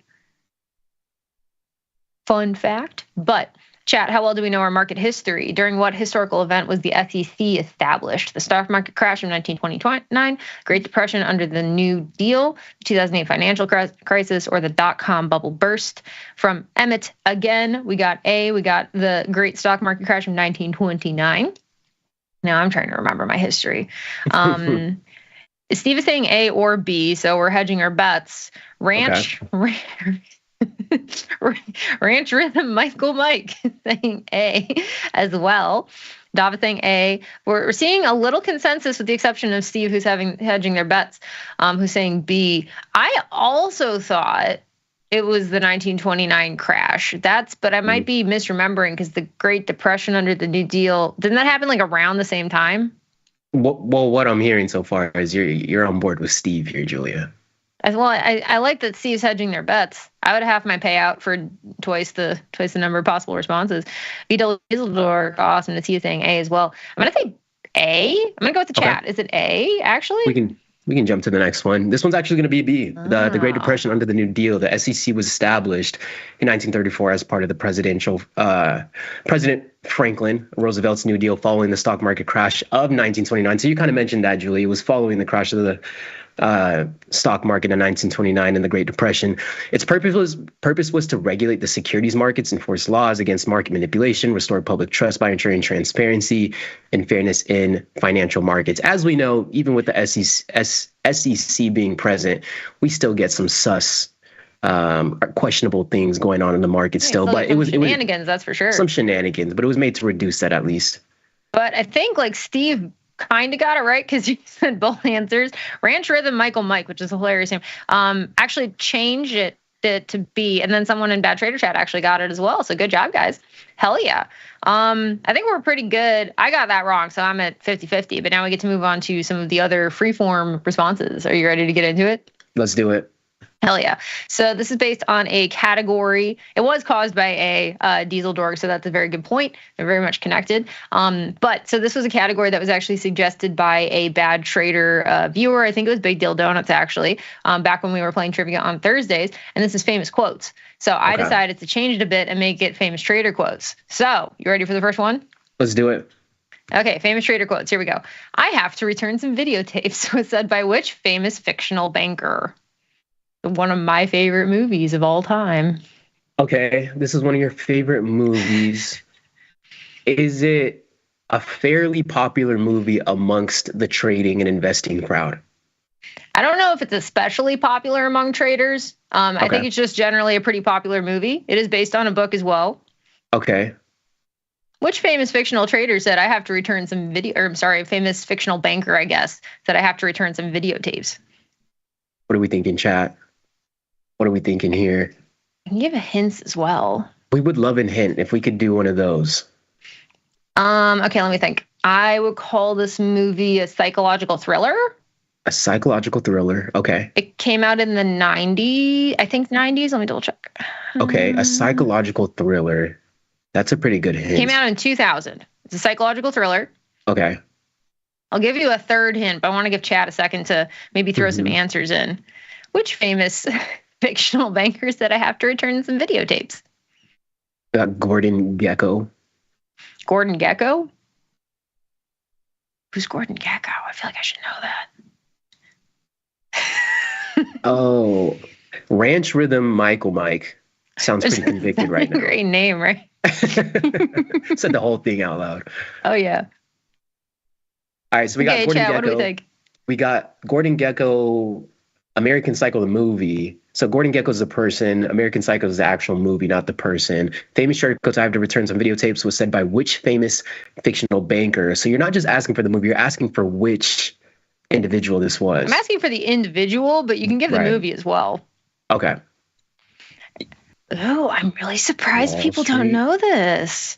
We have. Do you want to go ahead? I'll give you like a third hint, but I'm not sure it's going to help. The third hint, it's played by Christian Bale. Man, I might have not seen this movie. You need to see this movie yesterday. I might have not seen this movie. I mean, it's pretty screwed up, so don't maybe like if there's kids in the room, but okay. What are we thinking, chat? We got Gordon Gekko. We have American Psycho. I don't even know if Gordon Gekko is in American Psycho, but I'm going to go American Psycho for the movie. Psycho. Okay, at the very least, okay, I'm going to give you all the answer because people have not seen this movie. It is Patrick Bateman from American Psycho is the name of the character. Okay. And if you have never seen this movie, at least go watch the scene where they're exchanging business cards.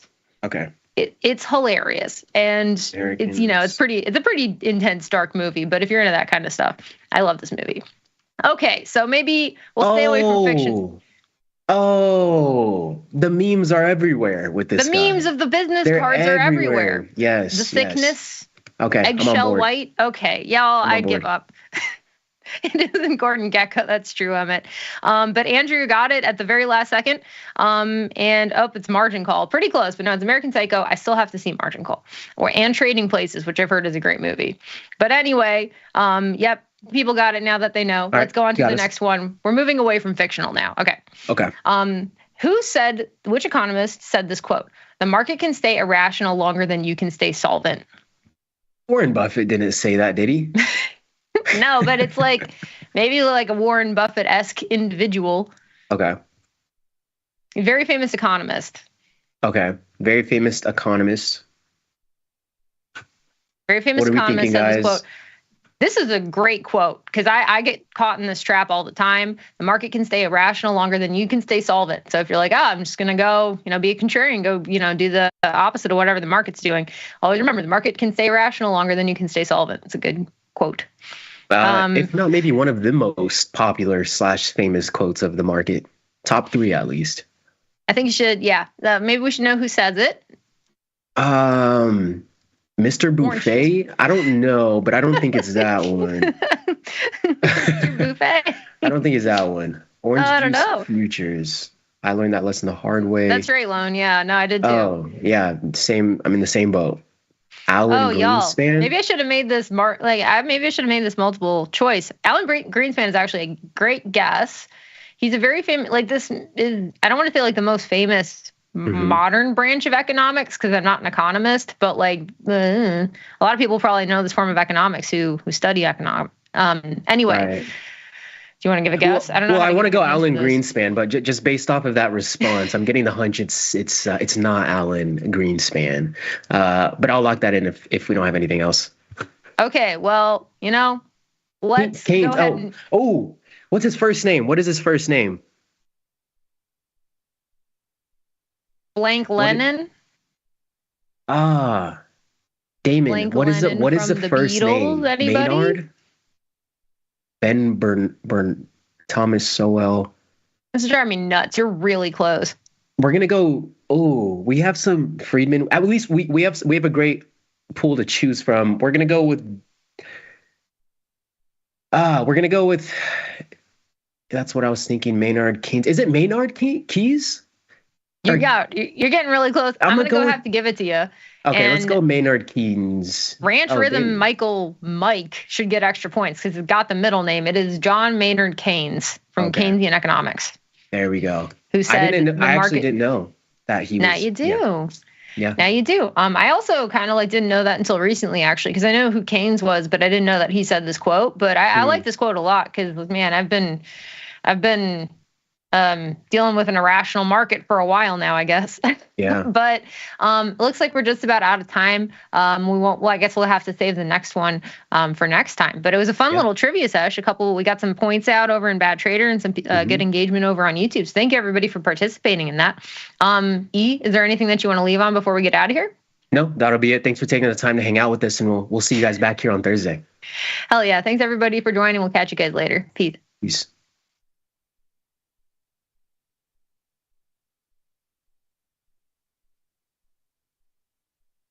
At Tasty Live, we live and breathe the markets. But when the live show's over, are we out of breath? If you want to inhale the latest breaking market news, we've got you covered. The Tasty Live research team and on-air personalities post refreshing content updated daily covering earnings, economic reports, trade ideas, and much more. If you want a breath of fresh air and not stale takes, visit the News and Insights tab at tastylive.com. You can get up to $4,000 when you open and fund a new account with Tasty Trade. That's 4,000 buckaroos, 4,000 bills, 4 large, 4K, 4 grand. Get on the platform for traders who just want to trade. Tasty Trade. Make your move. This is Chicago. We invented the skyscraper, the Italian beef, and the standardized options market. SIBO is not only the birthplace of options, it's also where Liz and Jenny got their start. In an industry first, 2 female former floor traders broadcast live from the floor. Hear the sounds of live market action and feel the electricity as they present real-time trade ideas and research-backed market studies live from the SIBO's SPX pit. Watch Liz and Jenny live from the SIBO, only on Tasty Live.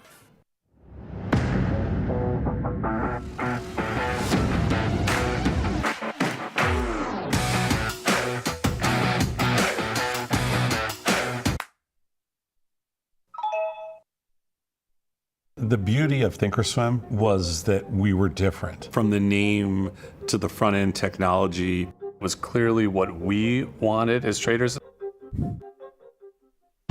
Second time around, I think we did a better job. Yes, we are known for our ability to support complex derivatives traders, but we also have the tools for somebody who's brand new who wants to come in on the first floor and work their way up to the top of the building.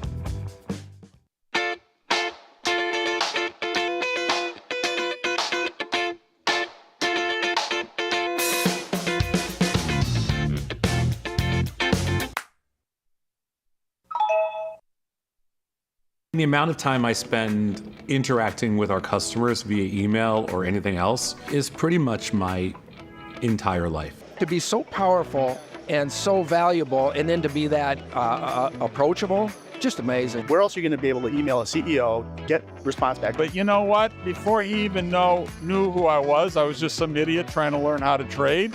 And he still would email and help me learn and everything like that. Some people say it's nuts, some people say it's insane. You know, that's what I do.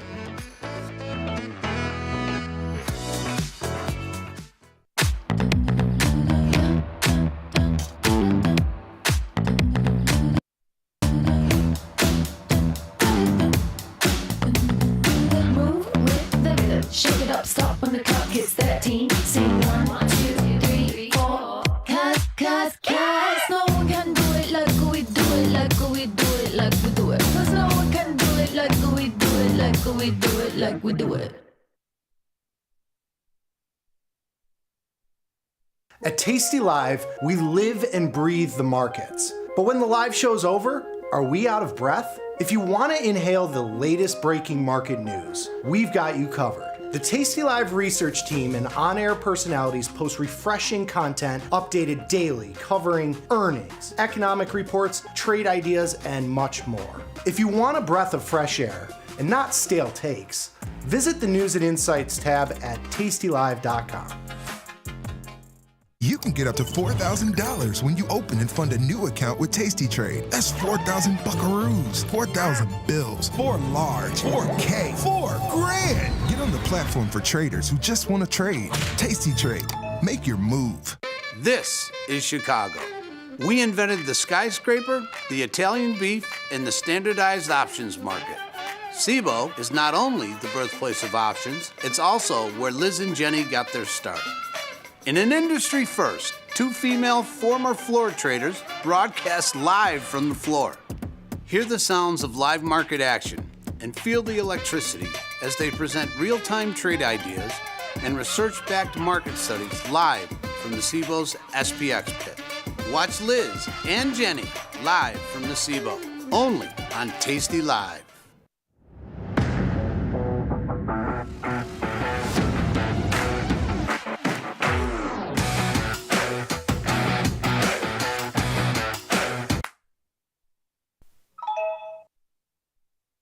The beauty of Thinkorswim was that we were different. From the name to the front end technology was clearly what we wanted as traders.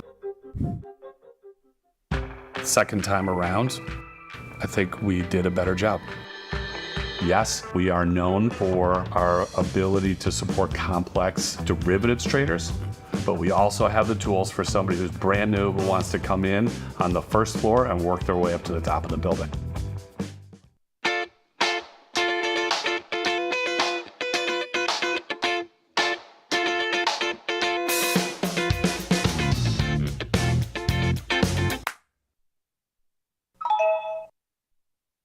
The amount of time I spend interacting with our customers via email or anything else is pretty much my entire life. To be so powerful and so valuable, and then to be that approachable, just amazing. Where else are you going to be able to email a CEO, get response back? But you know what? Before he even knew who I was just some idiot trying to learn how to trade. And he still would email and help me learn and everything like that. Some people say it's nuts, some people say it's insane. You know, that's what I do. In the world of investing, a beast lurks between the numbers, ready to pounce. Some traders hide from it, some ride it. If that's you, join us on Tasty Trade. Genius loves company. The amount of time I spend interacting with our customers via email or anything else is pretty much my entire life. To be so powerful and so valuable, and then to be that approachable, just amazing. Where else are you going to be able to email a CEO, get response back? But you know what? Before he even knew who I was just some idiot trying to learn how to trade. And he still would email and help me learn and everything like that. Some people say it's nuts, some people say it's insane. You know, that's what I do.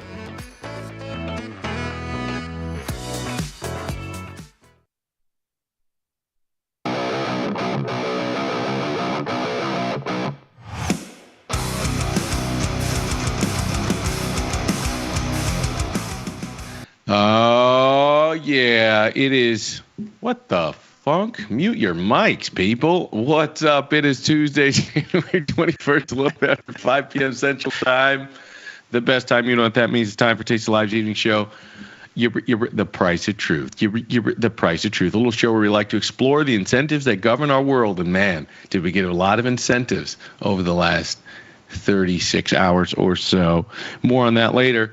It is Tuesday, and for all of 2025, God willing, we will have this man with us, Ilya Spivak. Ilya, Global Head of Macro, great to see you again, my friend. How are you? Always a pleasure. That was quite the entry. I think we should have a little bit of echo every time we come in, just for pomp and circumstance. The thing is, I don't know if the audience heard what I heard in my headphones, so I just might say, to them, I might sound batshit crazy. They're just like, what? Which is pomp and circumstance as well. We'll take it. Yes, it is, my friend. I'm looking forward to having a spirited conversation with you, I'm sure, today. Oh, let's do it. But before we get there, we should say what's up to the people. Shout out to everybody watching on tastylive.com. Shout out to everybody watching on Tasty Trade desktop and mobile applications. And though our good Russian friend here doesn't make a New Year's resolution, because he lives by the motto, you stay ready so you don't have to get ready.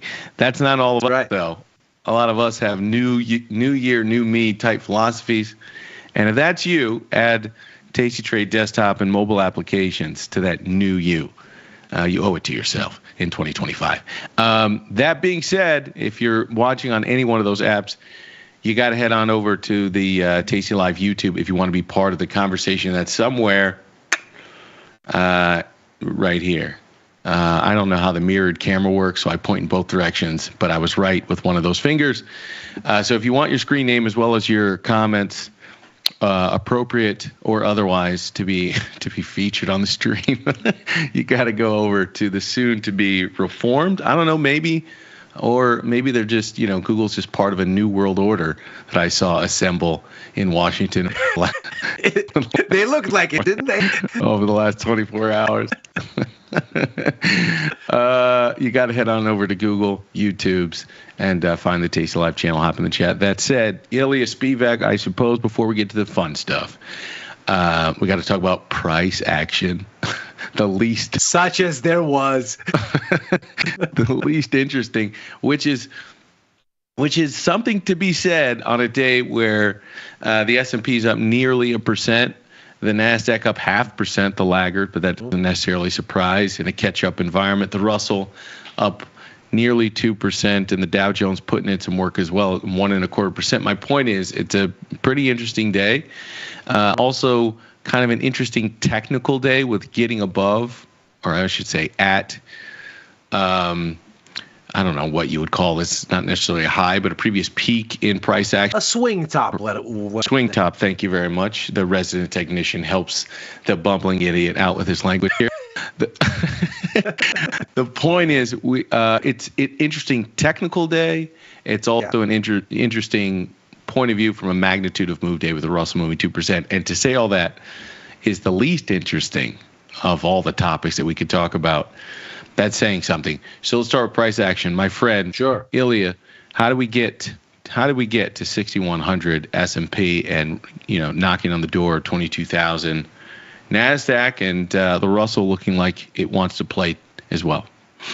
Well, it seems like we got a continuation of basically what we had last week, right? The story last week was stocks bounced, yields came in, bonds bounced, the dollar started coming in. And of course, it's since accelerated. And that was, of course, at least to some extent, all circling around what U.S. CPI data did, which is essentially tell everybody, okay, be cool. We're still going to get rate cuts. It's not out the window. Personification of the market through the lens of Pulp Fiction dialogue. That's right. That's right. I always personify the market because that way it starts to make much more sense than looking at the data, because really it is sentiment first and foremost, and it is the personalities and the herd first and foremost. And so if you didn't see the price or the net change of the market, today was a okay, be cool type day. Right. Or I suppose the CPI report was okay, be cool. Right. I mean, the expectation was we were not going to get any more disinflation. The markets got themselves all kinds of frothy with concern going into that number. They got down to a single rate cut being baked in for this year. Yeah. And like we talked about into the numbers last week, if you go from 2 cuts to 1, that's an easier transition than from 1 cut to none. Because from 1 cut to none, that's a different Fed. That's a Fed that's giving you fundamentally different sort of a lens on where it thinks things are going. A Fed that formally goes neutral is the Fed that says, well, we could hike next. Who knows? Which at some point was I think, did I see they were toying with maybe going there? Probability is where I think we're currently priced, somewhere in that ballpark. Yeah, they were toying with that idea, but of course that would be a very different Fed. And everything the Fed has said has been, look, we're looking to cut. We're not saying we're cutting for bad reasons, but we need to adjust because inflation expectations have come in. We don't want real rates to surge. This is maintenance, but it's necessary maintenance. We're in a cutting cycle. And we're going to tinker with how much and when and what time frame we're going to do and et cetera. And the markets were seeing so much hot U.S. data from the ISMs to the NFP data that they were saying, wait a second, we maybe are hitting a wall here. We're down to 1 cut. Any more hawkish than this, and we have a game-changing kind of environment. And the CPI numbers, I think, relieved that concern. Game-changing environment, meaning everyone's off sides, because the lens with which the Federal Reserve told everybody to view the world, which was maybe less cuts, maybe more cuts, that all of a sudden could change into none, or we might need to hike. Yes. We were wrong about neutral. And in that world, you need to rethink risk to a large extent. And I think you and I had 100% agreed on this the last time we talked. It said, I think we're approaching peak hawkishness. Yeah. You had said you had laid out that exact same case. That was one of the reasons I was long bonds and getting my face ripped off. Luckily, we've recovered like nearly 3 points or so. But I would, the hard part here, when I'm skipping into bonds a bit, the hard part here is figuring out, is this a dead trade? Do bonds really just trade sideways here? Or is it, are you getting a decent, was that 3-point lift from 110 to 113 in the long end of bonds, was that the trader's bounce? Is that the extent of it? Or do we have a little bit more here? Do you have an opinion on either the 10-year, the 30-year, the 2-year, the curve, the 210? Like, do you have an opinion on bonds here now that you've gotten a little bit of a lift, a trader's rally here in the long end of the curve? You think there's more upside? You're a momentum guy, right? So this is probably just the beginning of the trade for you. It is. So this is finally starting to do the thing that I was waiting for it to do. I'm long a little bit of a TLT call spread here, and I've been in it now for about a week. So I got in basically toward the lows, and I'm looking for this to continue. I think we've gotten to a place now where there's not much more hawkishness to price in unless everything about the Fed is different. And one of the interesting things this week, and I think this is probably why today was kind of a continuation of last week, nothing has really changed. What did we see last week? Yields came in a little, dollar came in a little, stocks took that as relief and rallied. What do we see here today? Extension on stocks, but we don't cross any major Rubicon. Bonds are up again. Dollar is down again. Gold is up. Sort of all of those same things. Because we did have an inauguration, but has anything actually changed economically? We did? Where was I? Right. I had no idea. Where have I been? But nothing has really changed economically in substantive terms. The markets have been baking in sort of the thrust of what will be a Trump economic policy trajectory for, let's call it, at least 2 months now. And so has anything materially changed? No, not yet. I mean, eventually policy will come and that policy will have effects. But right now, we don't even have the outlines of anything major or substantive. I mean, the dollar kind of sold off, if you want to believe the chatter out there around the idea that maybe the tariffs aren't going to be as quick or as aggressive. They didn't appear substantively in the executive orders. They were more like implied rather than actually enacted. So the relevant agencies were sent to go to think about them. But we didn't get any action. Maybe that was a thought process in the dollar's move. I think the yields part was probably more important in my mind because the tariffs can be dollar positive, dollar negative, depending on sort of why. I think a lot of people jump to the conclusion that more tariffs is dollar positive because of the impact on capital flows, but I don't think that impact is a given. And then it becomes a story about inflation more and the Fed, and that's again a yield story. So and I think nothing has really changed substantively. And so all of these moves to me still look like the give back of basically the entire reflation rethink that happened from mid-September through essentially last week, early last week. So I think that has more room to go here. So to put that, to reframe that, reframe that just a little bit and check my understanding of your point of view is,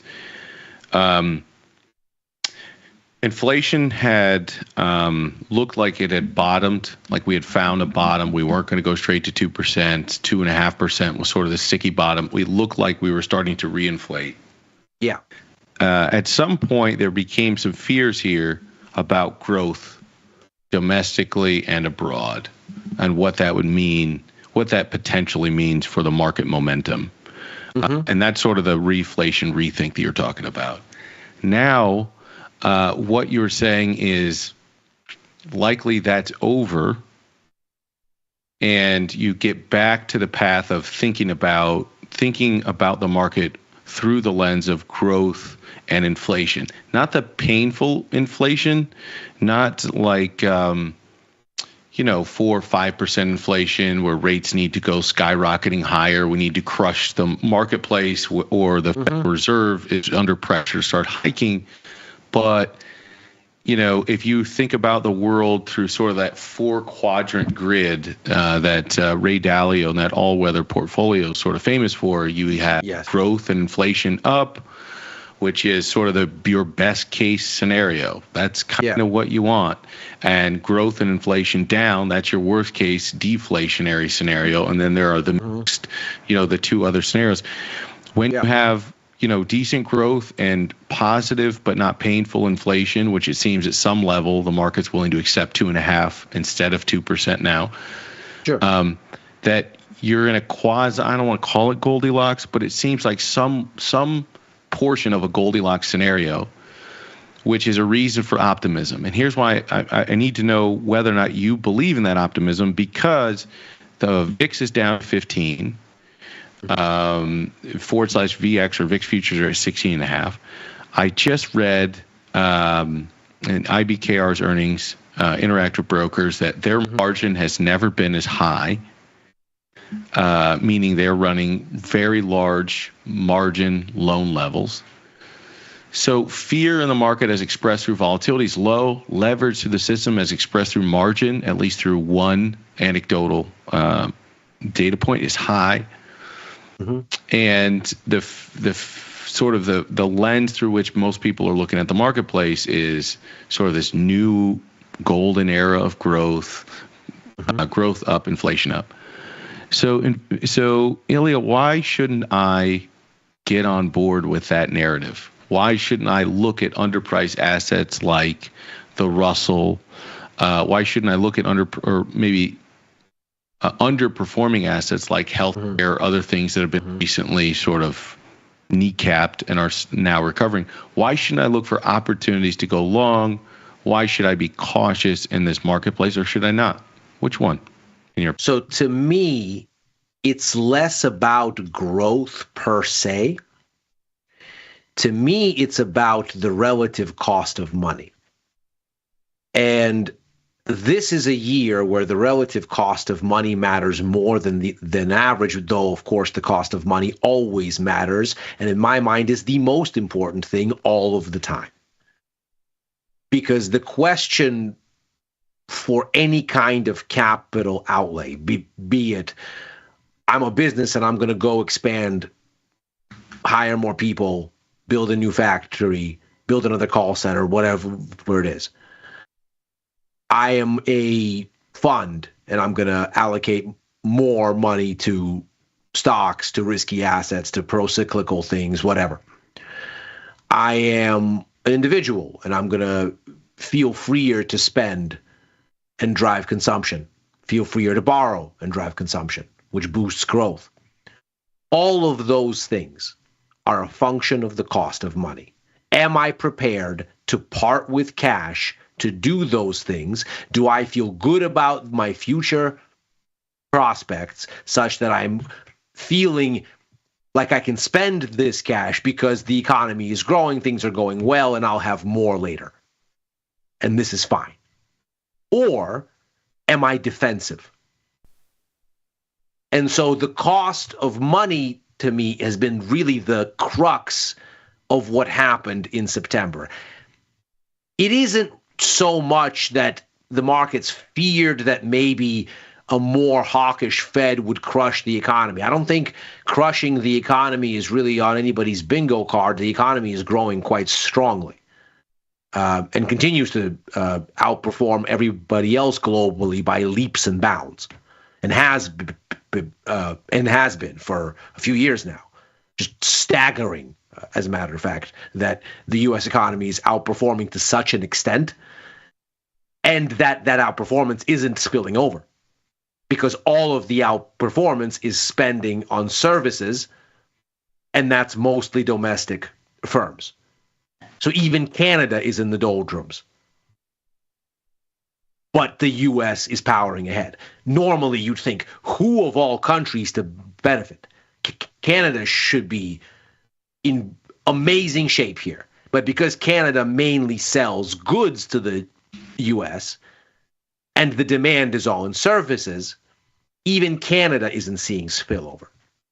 So I think the main issue from September onward was just the cost of money in the minds of markets projected forward suddenly looked like it was going to be higher, because the Fed would not give you 100 basis points in cuts in 2025 and couldn't, based on what inflation dynamics looked like.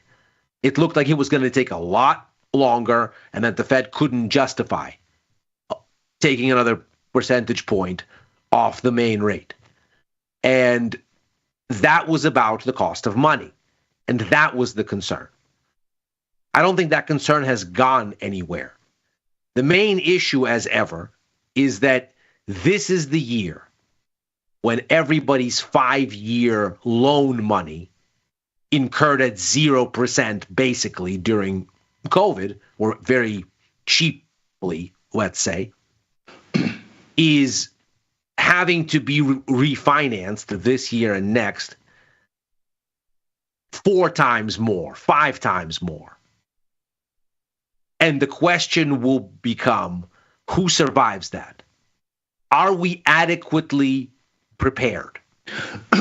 And given how jumpy the markets have been, about 50 basis points here or there on the Fed funds rate, it seems to be that the market sniffs that we are not ready. That there are pockets of weakness out there to be worried about in a credit squeeze. What would you say to the idea that you're likely right, like that likely over the next 12 to 24 months there will be a separation of corporate haves and have-nots?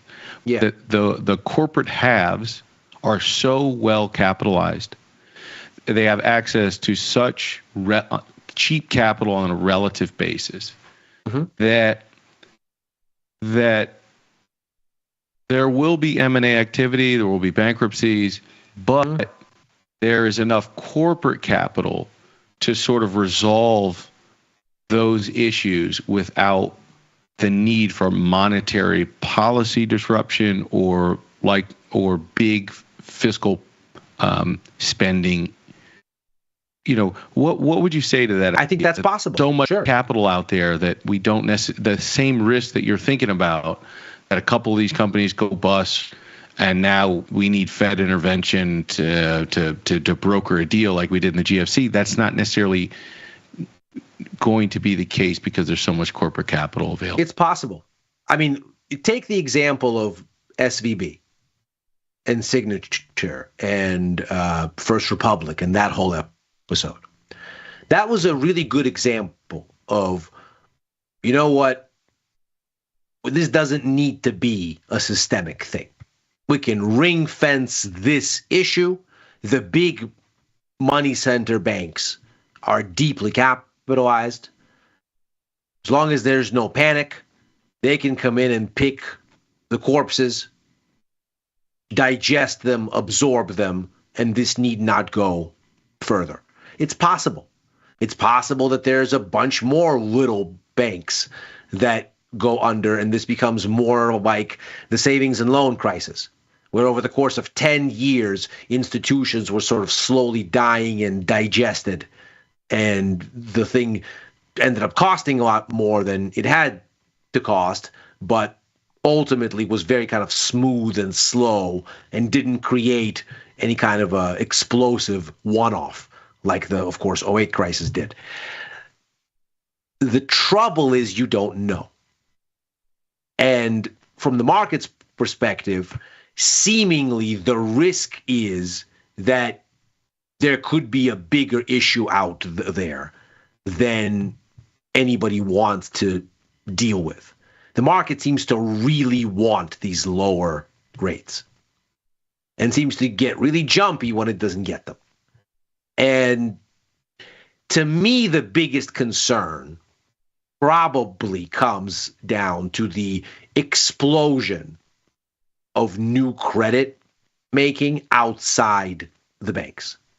Because ever since 08, the banks have been very closely monitored, somewhat reformed, made to hold much more capital.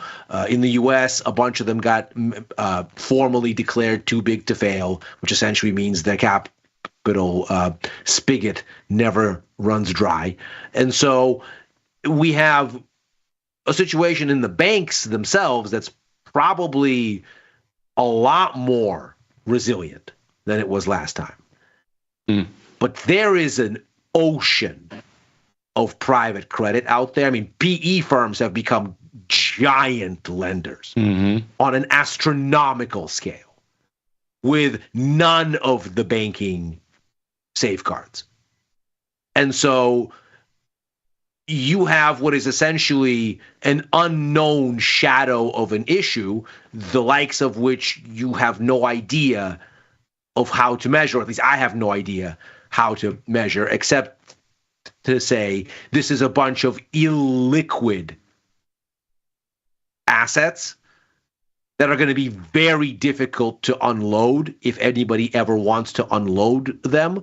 And the likelier thing, if anything runs into trouble over there, is rather than unload, companies unload other things to raise cash, to cover whatever sins lurk in the unrefinanceable.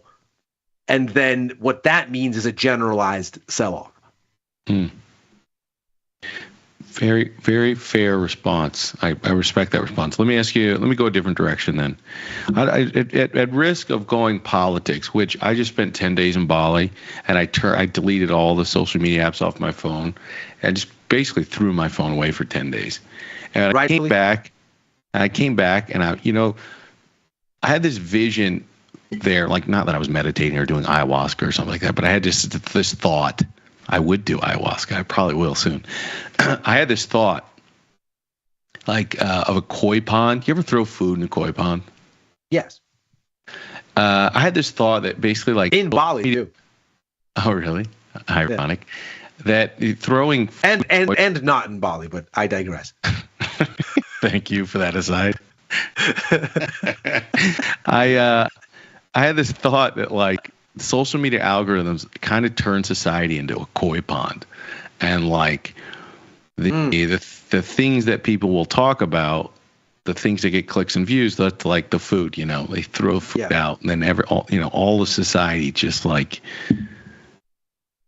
rushes and just tries to devour the food. And I can't take news seriously anymore. It's like this weird experience. So it's this weird thing to come back and have likely one of the most newsworthy couple of days, and you like don't care about news. You don't want to deeply engage with a lot of this stuff. But anyways, that's the frame with which I'm going to address these issues. But I'm curious, the last couple of days has been highly newsworthy, to say the least. There's been a lot of executive orders. Sure.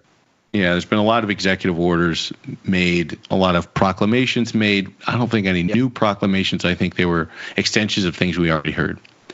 But my question to you is, over the last couple of days, can you give me two of the three, either executive orders or statements or sort of strategic points of view that you think is going to be most relevant to market pricing today and will be most relevant out for the next a couple of option cycles. I'll give you an example of what I mean.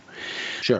Clearly, the whole drill, baby, drill mantra and the idea of adding energy security or declaring a national emergency in energy right out of the gate, clearly that has an impact on how the markets are going to think about energy companies, about long-term profitability, about supply. And then on the other end, you get today this big infrastructure announcement, which ended up really just being because Trump is a marketer first and foremost. It ended up being it's already in flight sort of a project between Oracle, OpenAI, and what's his name, Masa-san. What's his SoftBank? SoftBank. Sort of a joint venture to build new gigantic data centers. Okay. And so for that reason, you see XLI, so the industrial sector, is the leader today. So I'm curious, again, what were 2 or 3 of the most important things that we heard from a political standpoint, not just to have a political discussion, but because you think they will be important to digesting price or finding opportunities or risk in the days ahead? So the first one, I think, that we looked at the top of the show, we kind of alluded to, was this idea that the initial batch of executive orders was notable for what it didn't have. And that was immediate upfront tariffs, especially on China. Fair. Though I think right when we were getting on, there was some announcements out of the administration that they're likely going to go with it, or that they're tossing around a 10% tariff on China, which is very different than some of the initial numbers we heard. But anyway, exactly. 100% right. Go ahead. Yeah. Well, exactly. Right. They're tossing it around. They'll think about it. They'll do it. It's smaller. Trump wants to go and talk to Xi directly, maybe have a grand bargain. But this idea that we're just going to come out and put the gun on the table, as it were, we didn't do that. And I think everybody was concerned. Oh, bro. The way you paint a picture with words sometimes, I swear, it tickles me. Agreed. We did not do that. I think we did not do that. In your typical sort of clever way of approaching things, I asked you what was the most interesting, and you take a contrarian point of view and you say one of the most interesting is what was not there, and I think you're 100% right. There's one more like that as well. Before we get there, let me pull the thread on this one. Sure. How, if anything, how do you trade this? So, in other words, they've thrown out the likely 25% tariff, I think, on Canada and Mexico by February 1st was the date, I believe I heard in a press conference from President Trump. Mm-hmm. Is there a way to play that, whether it's directly through currencies, or is there a way to play, okay, likely they do a deal, it's not going to be 25%, maybe it ends up being 10% because they give in something. Where is the opportunity here, if there is any, that you can see on the table for us retail traders that hasn't been gobbled up by the HFTs and big money? I think for us to trade this, we need to not pretend like we're international trade experts or international trade economists, because they don't frankly know any better, and look at the price action. And what the price action is going to tell us very clearly is whether the tariffs are going to be bigger or smaller, and whether the market is afraid or not afraid. And the way that we're going to see that is in yields and in the dollar. Mm-hmm. Because ultimately, a tariff is a very simple thing.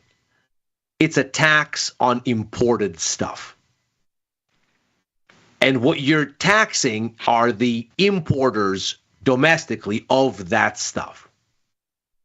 This whole idea that you're taxing a foreign country is not what happens.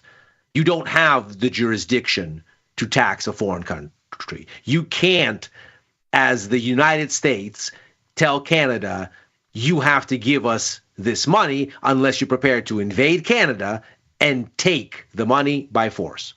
You can't tell a sovereign country, pay me. What you can do is you can tell your domestic importers of stuff from Canada, you now pay this extra tax because I have jurisdiction over you for importing these things. That then makes those things more expensive.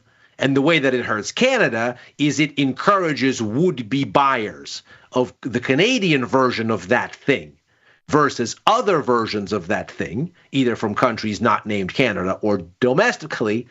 It encourages them to buy those things and thereby hurts Canada. But this idea that Canada is paying for the tariffs in this case, that's just factually wrong. That's not how that works. Agreed. It's more an incentive disincentive thing. Right. And the way, and it's from my understanding, people might think otherwise. From my understanding, it's all the bigger picture in it is to create the incentive to build some part of your business in the United States, which that's right. offers some jobs here. So if you build some manufacturing part of your business, some marketing part of your business, something here to produce things that offers jobs to Americans, you can get around these tariffs and taxes. And so this is all it's an inducement incentive scheme to try to get more jobs created in the United States. Sure. No, absolutely. It's an inducement. It is a way to say, look, I can make things painful for you by making your stuff artificially expensive for our consumers or not. And if you do more in the deal, then I won't. So and from that perspective, reasonable people like Scott Bessent, Howard Lutnick in the new administration say, you know what? Yes, tariffs, but not for tariff's sake. We're using these as inducements. And so, or we think of these as inducements. And so what that means is if they're actually levied, right, the whole idea is to make the imported good more expensive. That's inflationary until demand adjusts, if it can adjust. Sometimes substitutes don't exist. And so the price just goes up. And so you end up essentially cutting off your nose to spite your face to some extent. Depending on how you implement the tariffs, what you implement them on, etc. Let me ask you a nuanced question related to this. I've seen some data put together, some report. I wish I had it offhand. I'd just throw it up in front of you. But I saw some report that I think it was arguing that tariffs are not inflationary. The reason being that in the past you've seen there's a one-time price adjustment. In other words, there's if a product or service is long-term deflationary. Once a tariff is imposed, you'll see a one-time price adjustment, and then over the long term, that you continue to see a deflationary price trajectory just on a new price adjustment. It's a nuanced question. Would you call that inflationary because you get the one-time price bump? Like how do you think of that language in that? This is where I think I'm very happy you raised this. Because this is where I think people get in trouble, is they start to get into the weeds of this level of economic theory nuance. And the bottom line is, who knows? It depends on the goods. It depends on the context in which the tariff is done. It depends on how readily available are substitutes and what they're priced at. For us as traders, though, that's just noise. What matters for us is tariffs get implemented or are very close to being implemented such that the market sees the news with clarity and is willing to react. Do yields go up or do they go down? Does the curve steepen or does it flatten? Does the dollar respond? Because for us, we don't ultimately care what the tariffs do. We care whether the market is afraid of them. And if the market reads them as inflation, that's what matters. Whether they actually turn out to be inflation 6 months later or a year later, because that's how long it takes for all of this stuff to work its way through. Whether that actually occurs or not is secondary completely. Because what might happen eventually is you hit the economy with tariffs, there is expected inflation out of it. That expected inflation nudges up rates. Rates go up, dollar goes up, squeezes the economy. The Fed's got to respond. By the time you're actually looking at the economic effects of the tariffs, you're already through a monetary policy readjustment that's already moved assets months ago. So for us as traders, it doesn't behoove us to try to pretend to be economists. That doesn't make us any money. What makes us money is going, okay, well, this is how this could be inflationary. So now that's what I have to look for. And if the markets react as though it is, I see what they're doing. And if they're not reacting, I see what that is.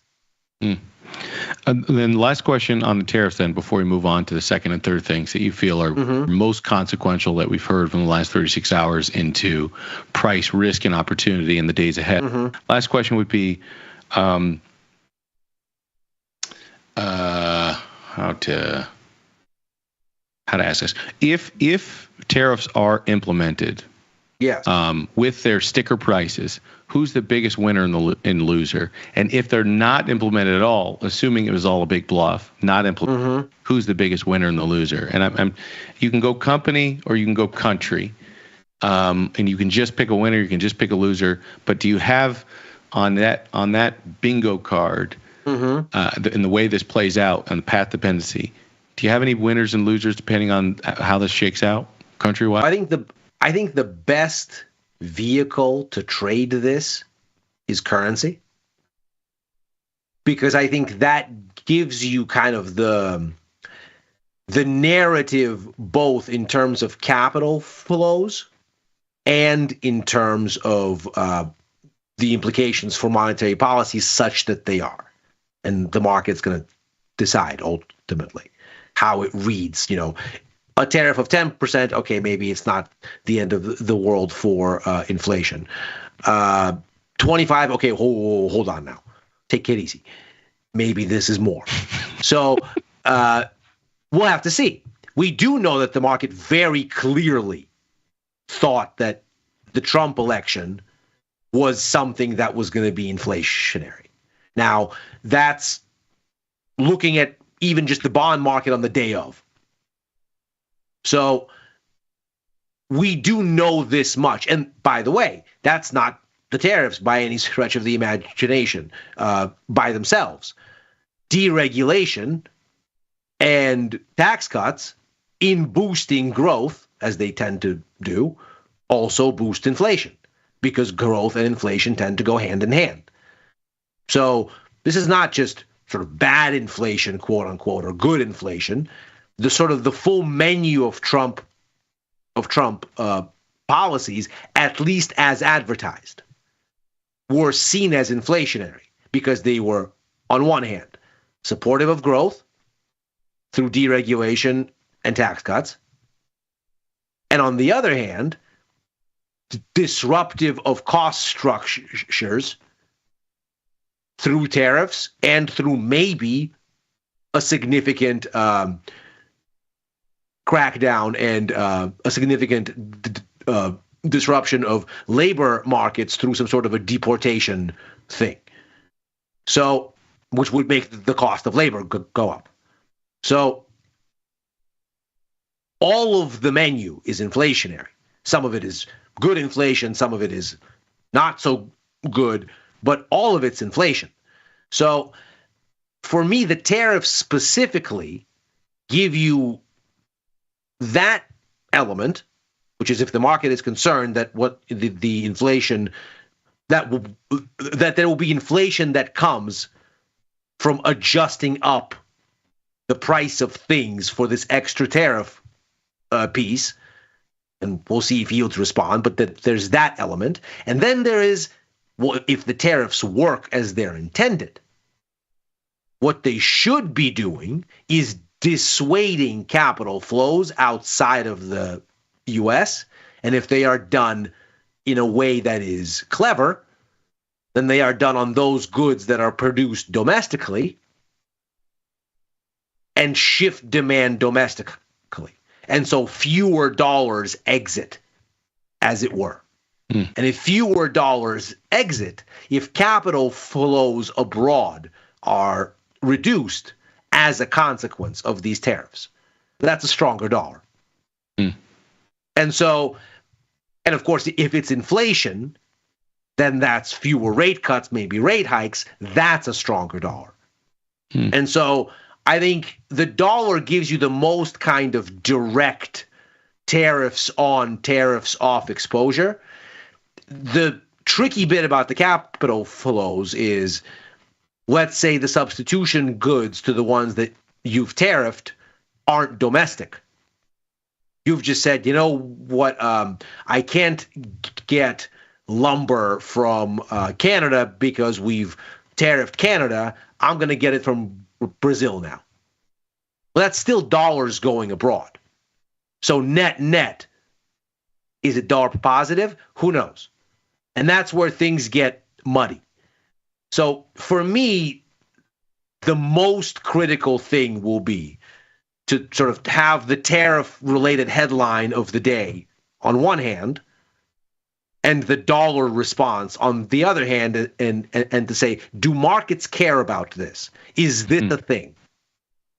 That's a great answer. I think so.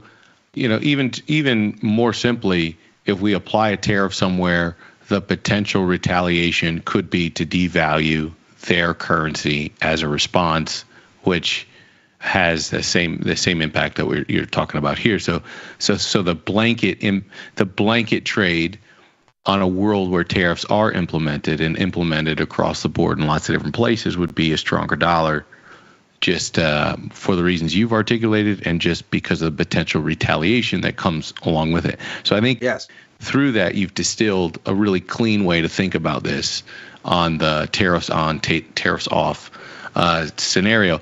Let's go to second. So of the things you heard and did not hear yesterday, what else do you think was, and today I suppose, what do you think was most consequential to price action, to risk and opportunity in the days ahead? One thing I thought that was actually very positive for risk appetite was the DOGE announcement, the executive order that created the Department of Government. Not stop texting me about that. Yes. Oh yeah. Did he text you? He wasn't texting me, but he and I are basically of the same view. So we both read the executive order, and this could be any number of things, ultimately. But here's what we know today from the information that's established today. This thing does not have a significant thing to say about a fiscal headwind. Ostensibly, cutting of government waste, right? Which is what this thing is supposed to do. This thing is supposed to find savings, reduce the deficit, make the government more efficient, cut wasteful spending. Elon's been talking about trillions of dollars that he wants to cut, which is he's since walked back conveniently. Probably saw the numbers. It's not final. Go ahead. There's just not that much to cut. But unless you go after some sacred cows, and those require an act of Congress. Correct. An agency cannot do these things. Correct. And this thing, if you read the fine print on the executive order here, first of all, this was not a new agency. This was the renaming of an existing agency. An agency that is basically charged with putting government agencies on the internet, so websites, It's the U.S. Digital Agency. So creating websites and a lean, easy online presence, making the U.S. government more online, more transparent, easier to find things for people there, better working websites, more digitization. It's essentially something that was created during the Obama administration to modernize the government's face and its services to the general audience. And as somebody that perpetually sits on government websites because I'm constantly extracting data from either the BEA or the BLS or the Census Bureau or something else, it's gotten better over the past, let's call it 10, 15 years. It's not great, but it's better. It's easier to follow. It's easier to get the data. It's a little bit more organized. So, okay, they've renamed that into DOGE.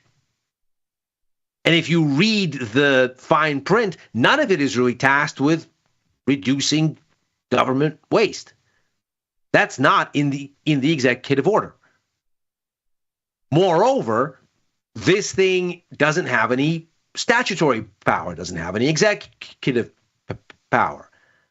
So it can't actually do anything.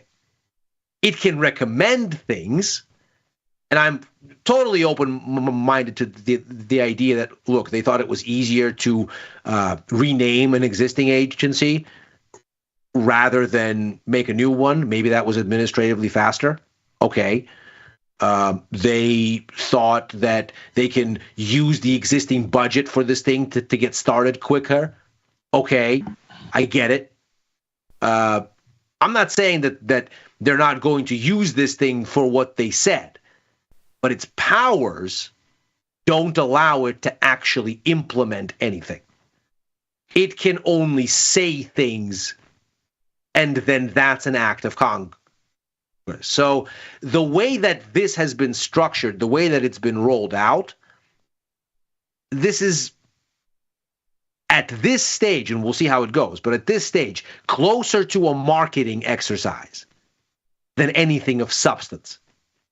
And for me, what that means is we're going to get the fiscal head rush of tax cuts without an offset. And if we get it without an offset, that means more debt and not much else.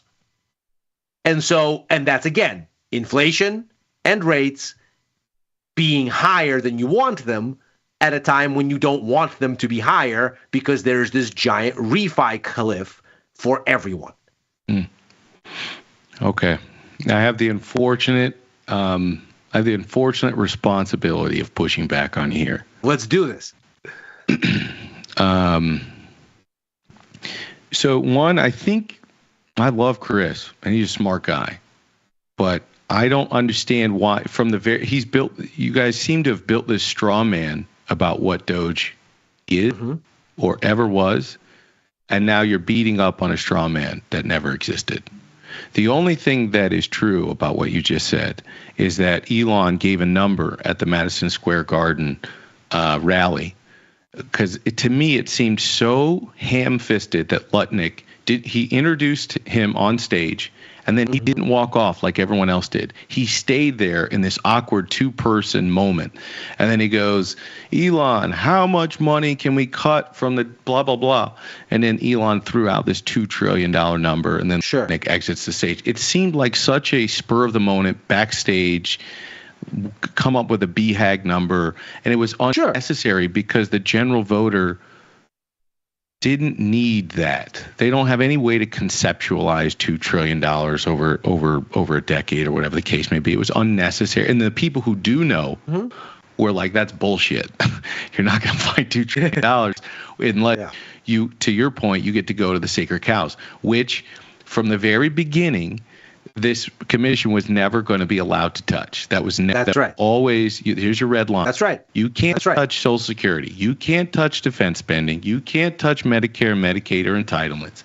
What you can't touch the interest spending on the debt. Yeah, you could try. Yeah, nobody can touch that. What you definitely can't touch that. Is find efficiencies or what you believe to be sort of waste grant money, whatever, and expose that and put that together into a report in 18 months. This was never supposed to be a recurring. No, I agree with you. From its outset, it was supposed to be something that would come up with a comprehensive report that would be delivered in 18 months to the president. Why? In my personal opinion, I'm an idiot when it comes to politics. I've never been a part of this stuff, especially in the way that Chris Vecchio has, and you have, you've probably forgotten more about politics than I have. But in 18 months, you're getting ready to go into the midterms.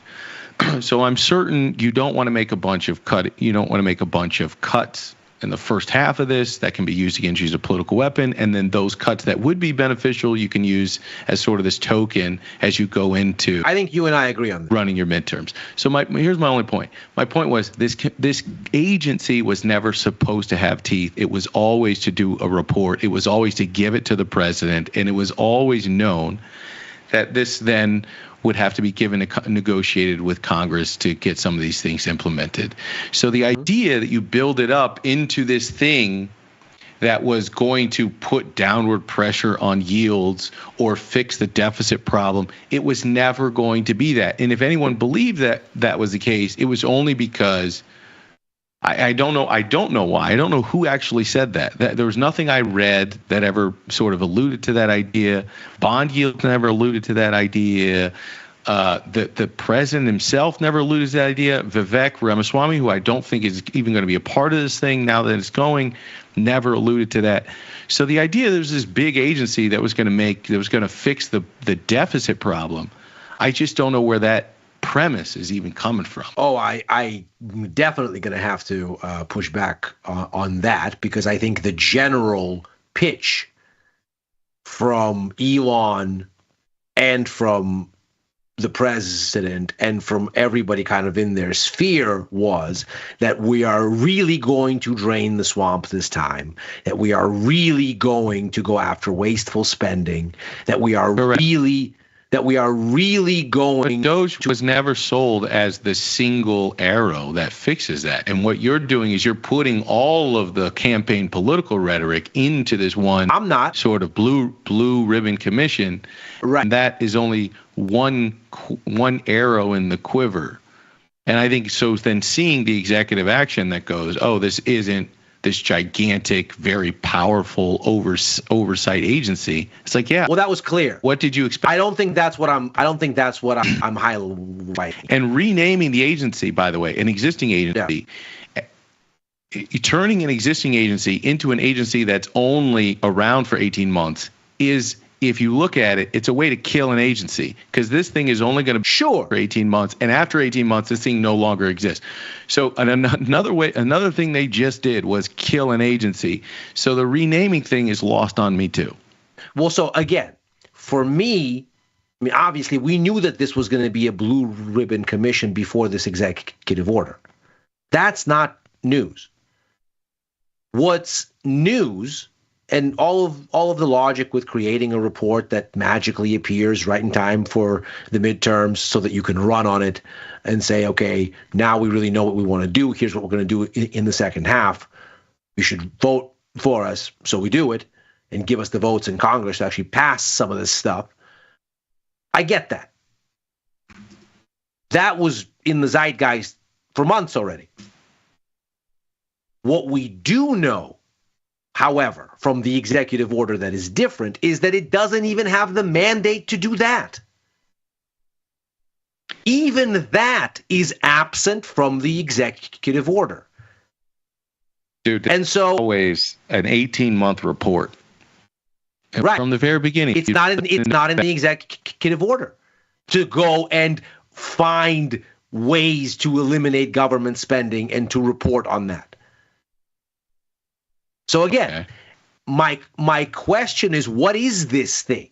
Did they just kill an agency and that's it?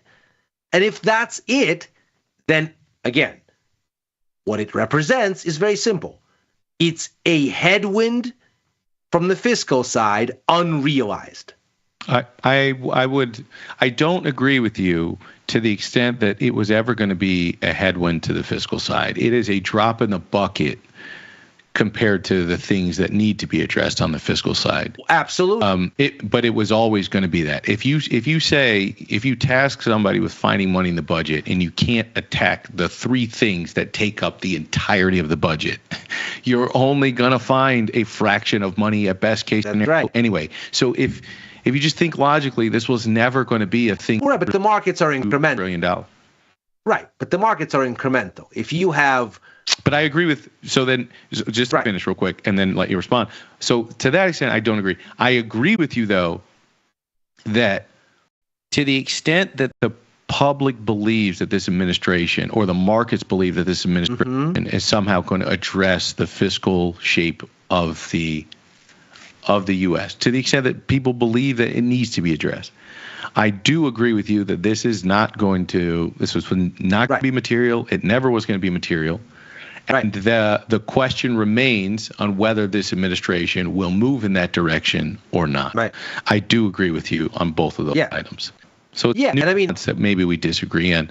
And perhaps it was a difference in expectations. This was having listened to a lot of what Vivek was doing and reporting and tweeting on what his vision of this thing was, again, even though he's not a part of it, he set very, I think, realistic expectations. Elon was the one on that stage that said $2 trillion, and I think Vivek had to sort of carry the water pill after that.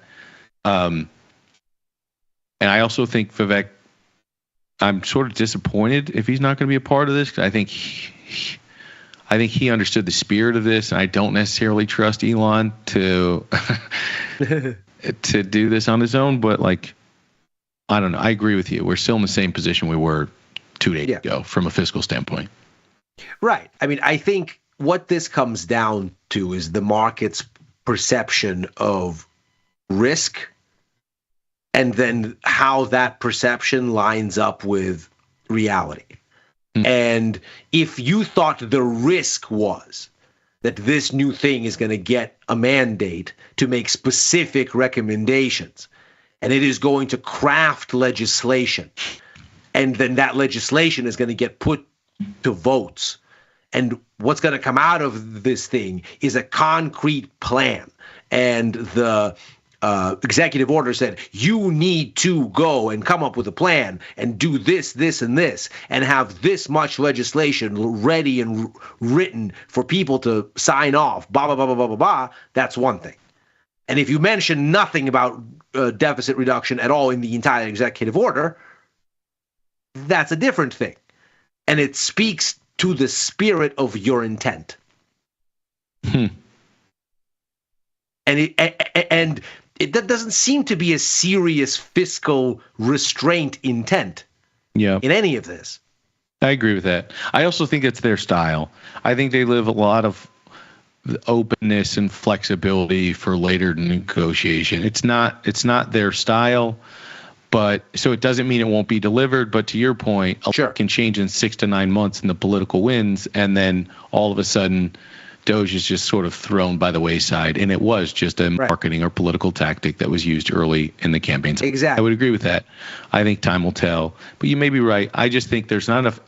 From what I saw, it's not that far off of my original expectations for what this thing was going to be. And I agree. Solve the world. And Congress needs to actually solve our real problems. That's right. More on that. And if you don't touch the sacred cows, don't even bother, because you're tinkering with pennies and you have issues in the trillions. Yeah, exactly. All right. Is there a third? Is there a third either item, executive order or otherwise, that you heard in the last 36 hours that you think is material for thinking about risk or opportunities? I think there is. It's kind of a madman theory about the madman theory of geopolitics. So I think there were a lot of executive orders that people maybe thought were comical and red meat for the base, and I think they might be a little bit more strategic than that.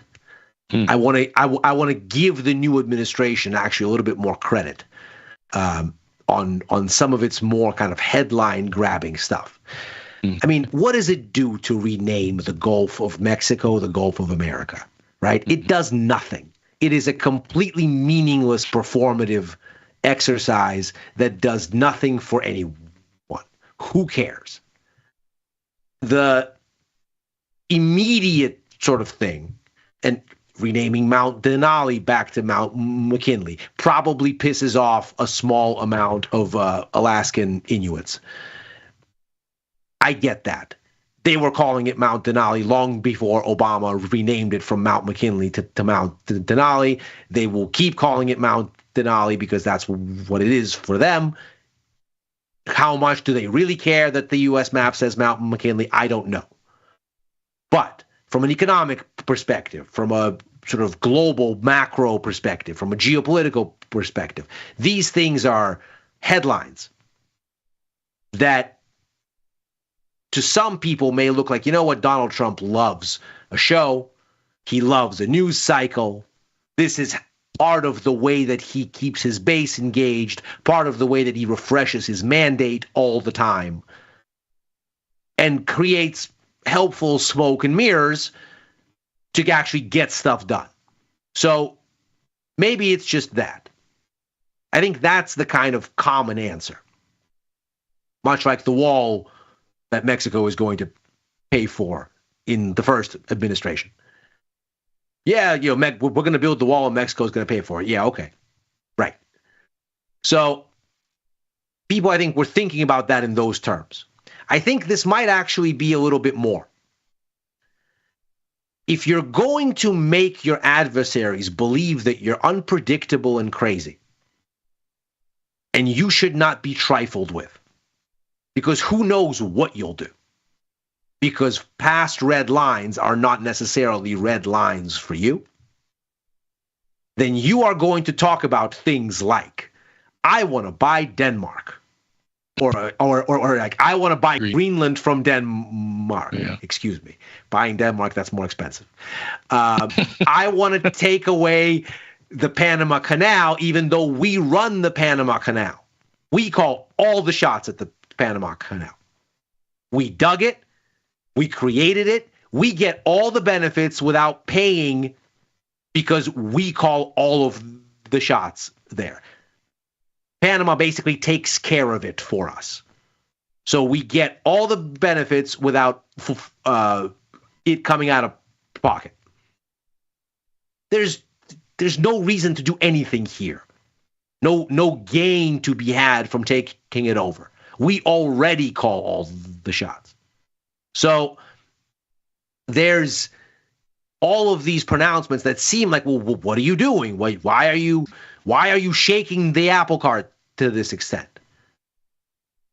But to me, I start to think about, well, who's the audience for this?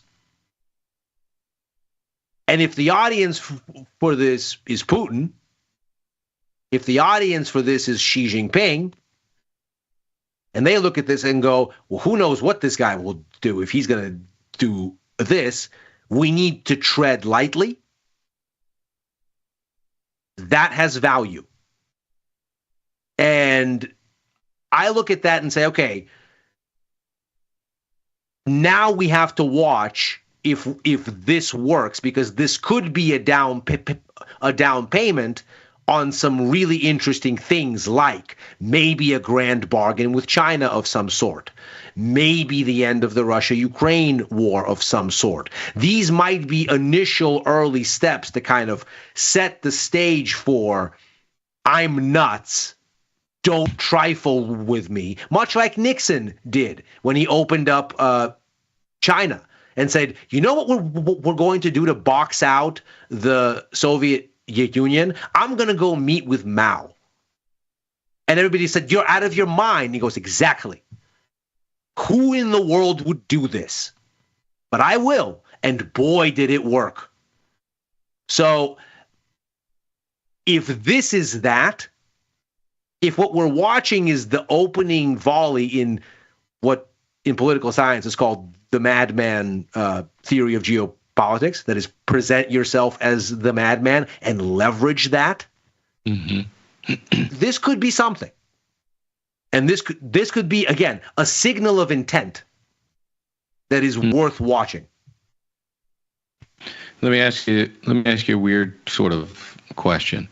The long-term average of the VIX, or the volatility index, is like, let's just call it 18. I think it's a little lower, but let's call it 18, okay? Yeah. So let's say geopolitical volatility in Trump's first term. Let's baseline that at an 18 VIX. So the geopolitical vol between the U.S. and China, we're going to baseline that at 18, or we could say 100, right? Yeah. If we want to index to 100. Does the geopolitical volatility index in your mind in the second term,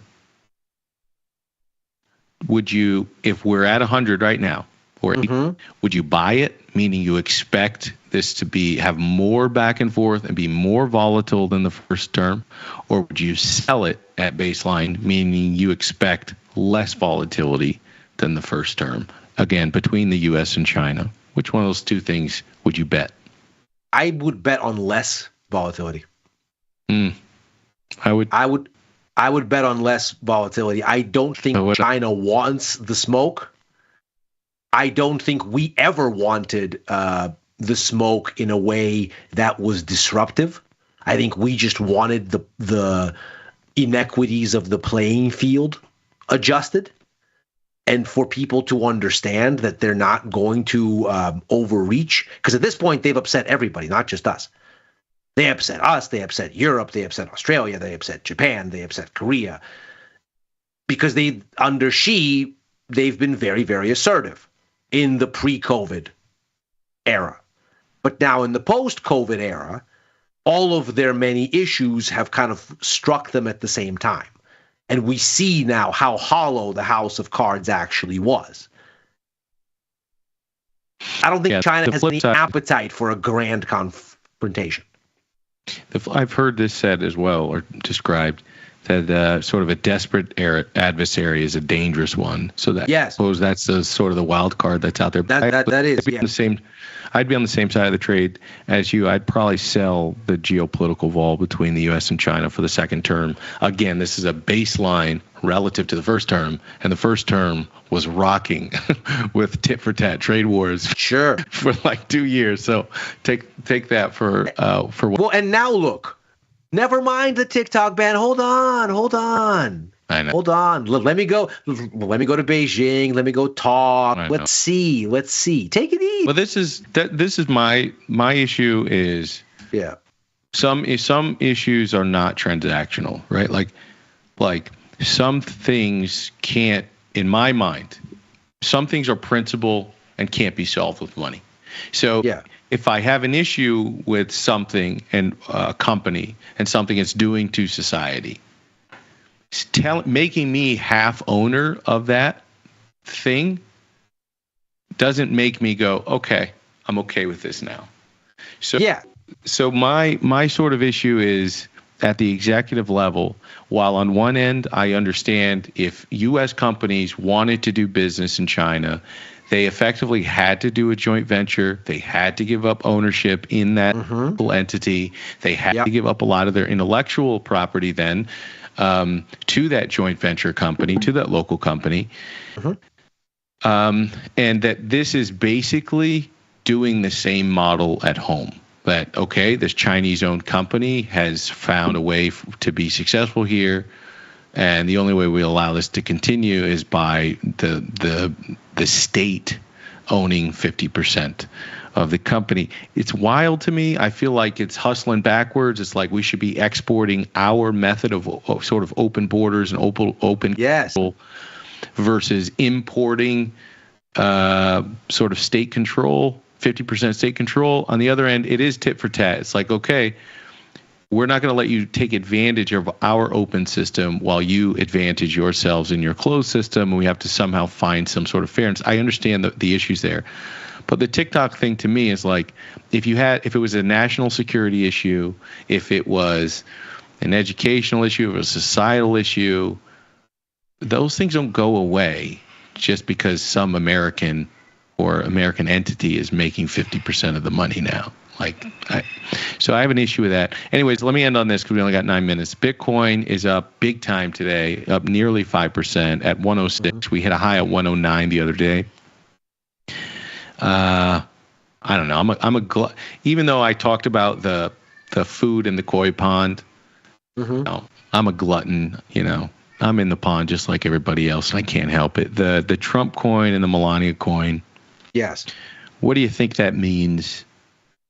Do you think this is sort of a show of support for cryptocurrencies, altcoins in particular? Or do you think this is just a massive grift or something in between? What's your opinion on that whole deal over the last week? If you are a student of history, and especially economic history, you look at things like this and you go, this is what happens at the top. This is what happens at the end. This is what happens when everything is standing on the cliff's edge and the cliff is crumbling and you're about to fall. These are the kind of excesses, the kind of capital misallocations. Whether, by the way, you support the president, don't support the president, support crypto, don't support crypto, whatever. Just completely disconnected from any of those conversations. You look at what is the motivation for the jump in value of this set of instruments in particular. What are you buying when you buy these things? All you're buying is other people's enthusiasm for buying the same thing. So you're buying sentiment. You're buying hopium. But that's it. There is no other anything. I mean, at least with Bitcoin, and I am very much a Bitcoin skeptic, not a crypto skeptic. I think that the technology is disconnected from the token in my mind. But I'm a Bitcoin skeptic, and Bitcoin has tremendously more economic value than these things. Clearly. But when you look at the kind of moves that you see here and the kind of upswell and the kind of speculative chase that these things are showing you, I think you go and you say, wow, capital is untethered from reality. It is going to chase things on the premise that there is a greater fool that will buy it higher. This is exactly what happens before things collapse. This is exactly the kind of ridiculous froth that occurs at peaks in markets. Does that mean the peak is tomorrow? Of course not. But this is precisely the kind of excess that you go, oh, they're going to buy nonsense and spend real money on it for no reason? This is bad.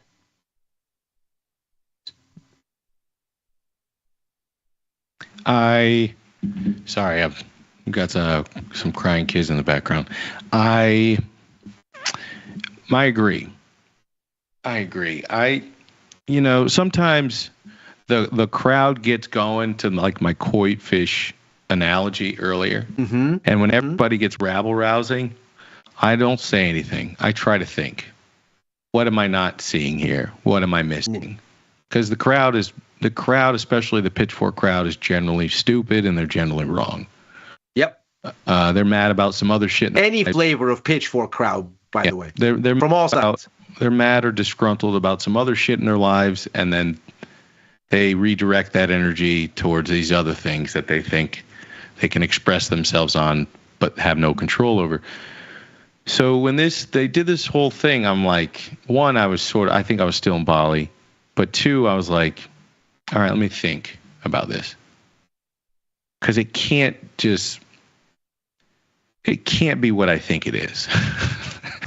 Because the worst thing you can do as an incoming administration is to rug pull the American people as you get ready to go into office. It's the worst possible story that you could have. Assuming that past rules apply, which I don't think necessarily do here. No, it doesn't. It would be very difficult. It would be a horrible media landstorm. I think that would kill a lot of, because their most ardent supporters likely are going to support stuff like this, and you're going to kill those people. It just wouldn't make any sense. So I said, let me look at the tokenomics. Yes, and I don't have enough cachet in this space to know what is a rug pull tokenomic altcoin launch look like versus what is one that maybe is slightly successful. I think all these things are jokes. I think we shouldn't be doing this shit. I don't know how we got this far with altcoins. Bitcoin is one thing, Ethereum another, maybe stable coins some other thing, but where altcoins are, I have no idea why this is still a thing. So their family owns 80% of this. They give 10% to liquidity providers, 10% to the public. I'm like, okay, as long as your liquidity providers are on board, I'm guessing then that the Trump family's smart enough to know that they own 80% of this stuff. They cannot dump. If they dump, if they take the liquidity that's there, they're going to murder this whole thing. It's going to go to zero. So I'm like, all right, if they don't sell, right? They don't take the liquidity, then you don't get a rug pull. And it's not the worst possible story. The worst possible story is a rug pull by the U.S. fucking president. Oh, excuse me. By the U.S. president against his supporters. His own people, yeah. That's insane if that's the world that we live in. But I'm guessing they're smart enough not to do that. But then I think, well, what the hell's the point? If you've got a bunch of stuff that you can't sell, then is the point only to send a signal then? Are you just sending a signal? And if you're just sending a signal, why send the signal? Why make a strong signal for an altcoin? You know what I mean? Why altcoins? Why do your own meme coin? I don't really understand what that signal is. So maybe I'm just not smart enough. I want to give people the benefit of the doubt that I'm too dumb to figure out what a bigger, better, smarter strategy is. But in the case that there is no better, smarter plan, it's not necessarily a grift because they own too much of this to really get a ton of liquidity out of it. But it's just risk with no real reward. I don't see the payoff here. In the short run or the long run, I just don't see the payoff. So ultimately, I don't think it's a good idea. I think it's bad publicity. And I think it's all downside risk to assume with no upside, with no real upside. I wonder if it's something on the flavor of we're going to sell Trump branded everything, sneakers, Bibles, hats, whatever, all the stuff, and this is just another thing. But if you think about it, that way, you can never have you can never have the big cash out unless you rug pull your own people. Yeah. So you have to take pennies out of it in dribs and drabs. Best case. Exactly. But in which case everybody knows you're doing because they can track the wallets and the transactions. I don't get it. Maybe use it as for collateral. that reason, I think it's a really bad idea. Yeah, they could use it. That's the most likely scenarios. Maybe the real thing is, look, I have all this value in the account. Lend me some good old. See, but here's the problem. Tax against this collateral. If anyone figures that out on Wall Street, they go, the U.S. president he's levered on this dumb coin to the hilt. Do you know what they're going to do? They're going to go do the same thing they did to Alameda. Yep. They're going to go, what happens if we take this coin down to this price and you get a collateral loan? They're going to show them what time it is. That's right. And they're smart enough people that will figure that out. So I don't get it. To me, it's all downside risk. I think the rabble rousing, I think it's overdone. I think it's a bad idea. I think it's a bad look. I think it's the opposite of sort of divesting out of conflicts of interest, financial conflicts of interest. Oh, I mean, I had very low expectations that any of that was going to happen. Yeah, so I don't get it. I wasn't like infuriated like so many people were. I just didn't get that. I'm mostly not emotional about any of these things. All these people are crooks, both sides. If they wear, I've stopped being emotional about politics in general. I look at it as a trader and go, yeah, blah blah blah blah blah blah. But where's the euro going? I made the mistake of like expressing some political opinions on Twitter, and now I got these people coming for me all the time, like you did this. Like every time Trump does something, you did this. I hope you feel like get out of my face, man.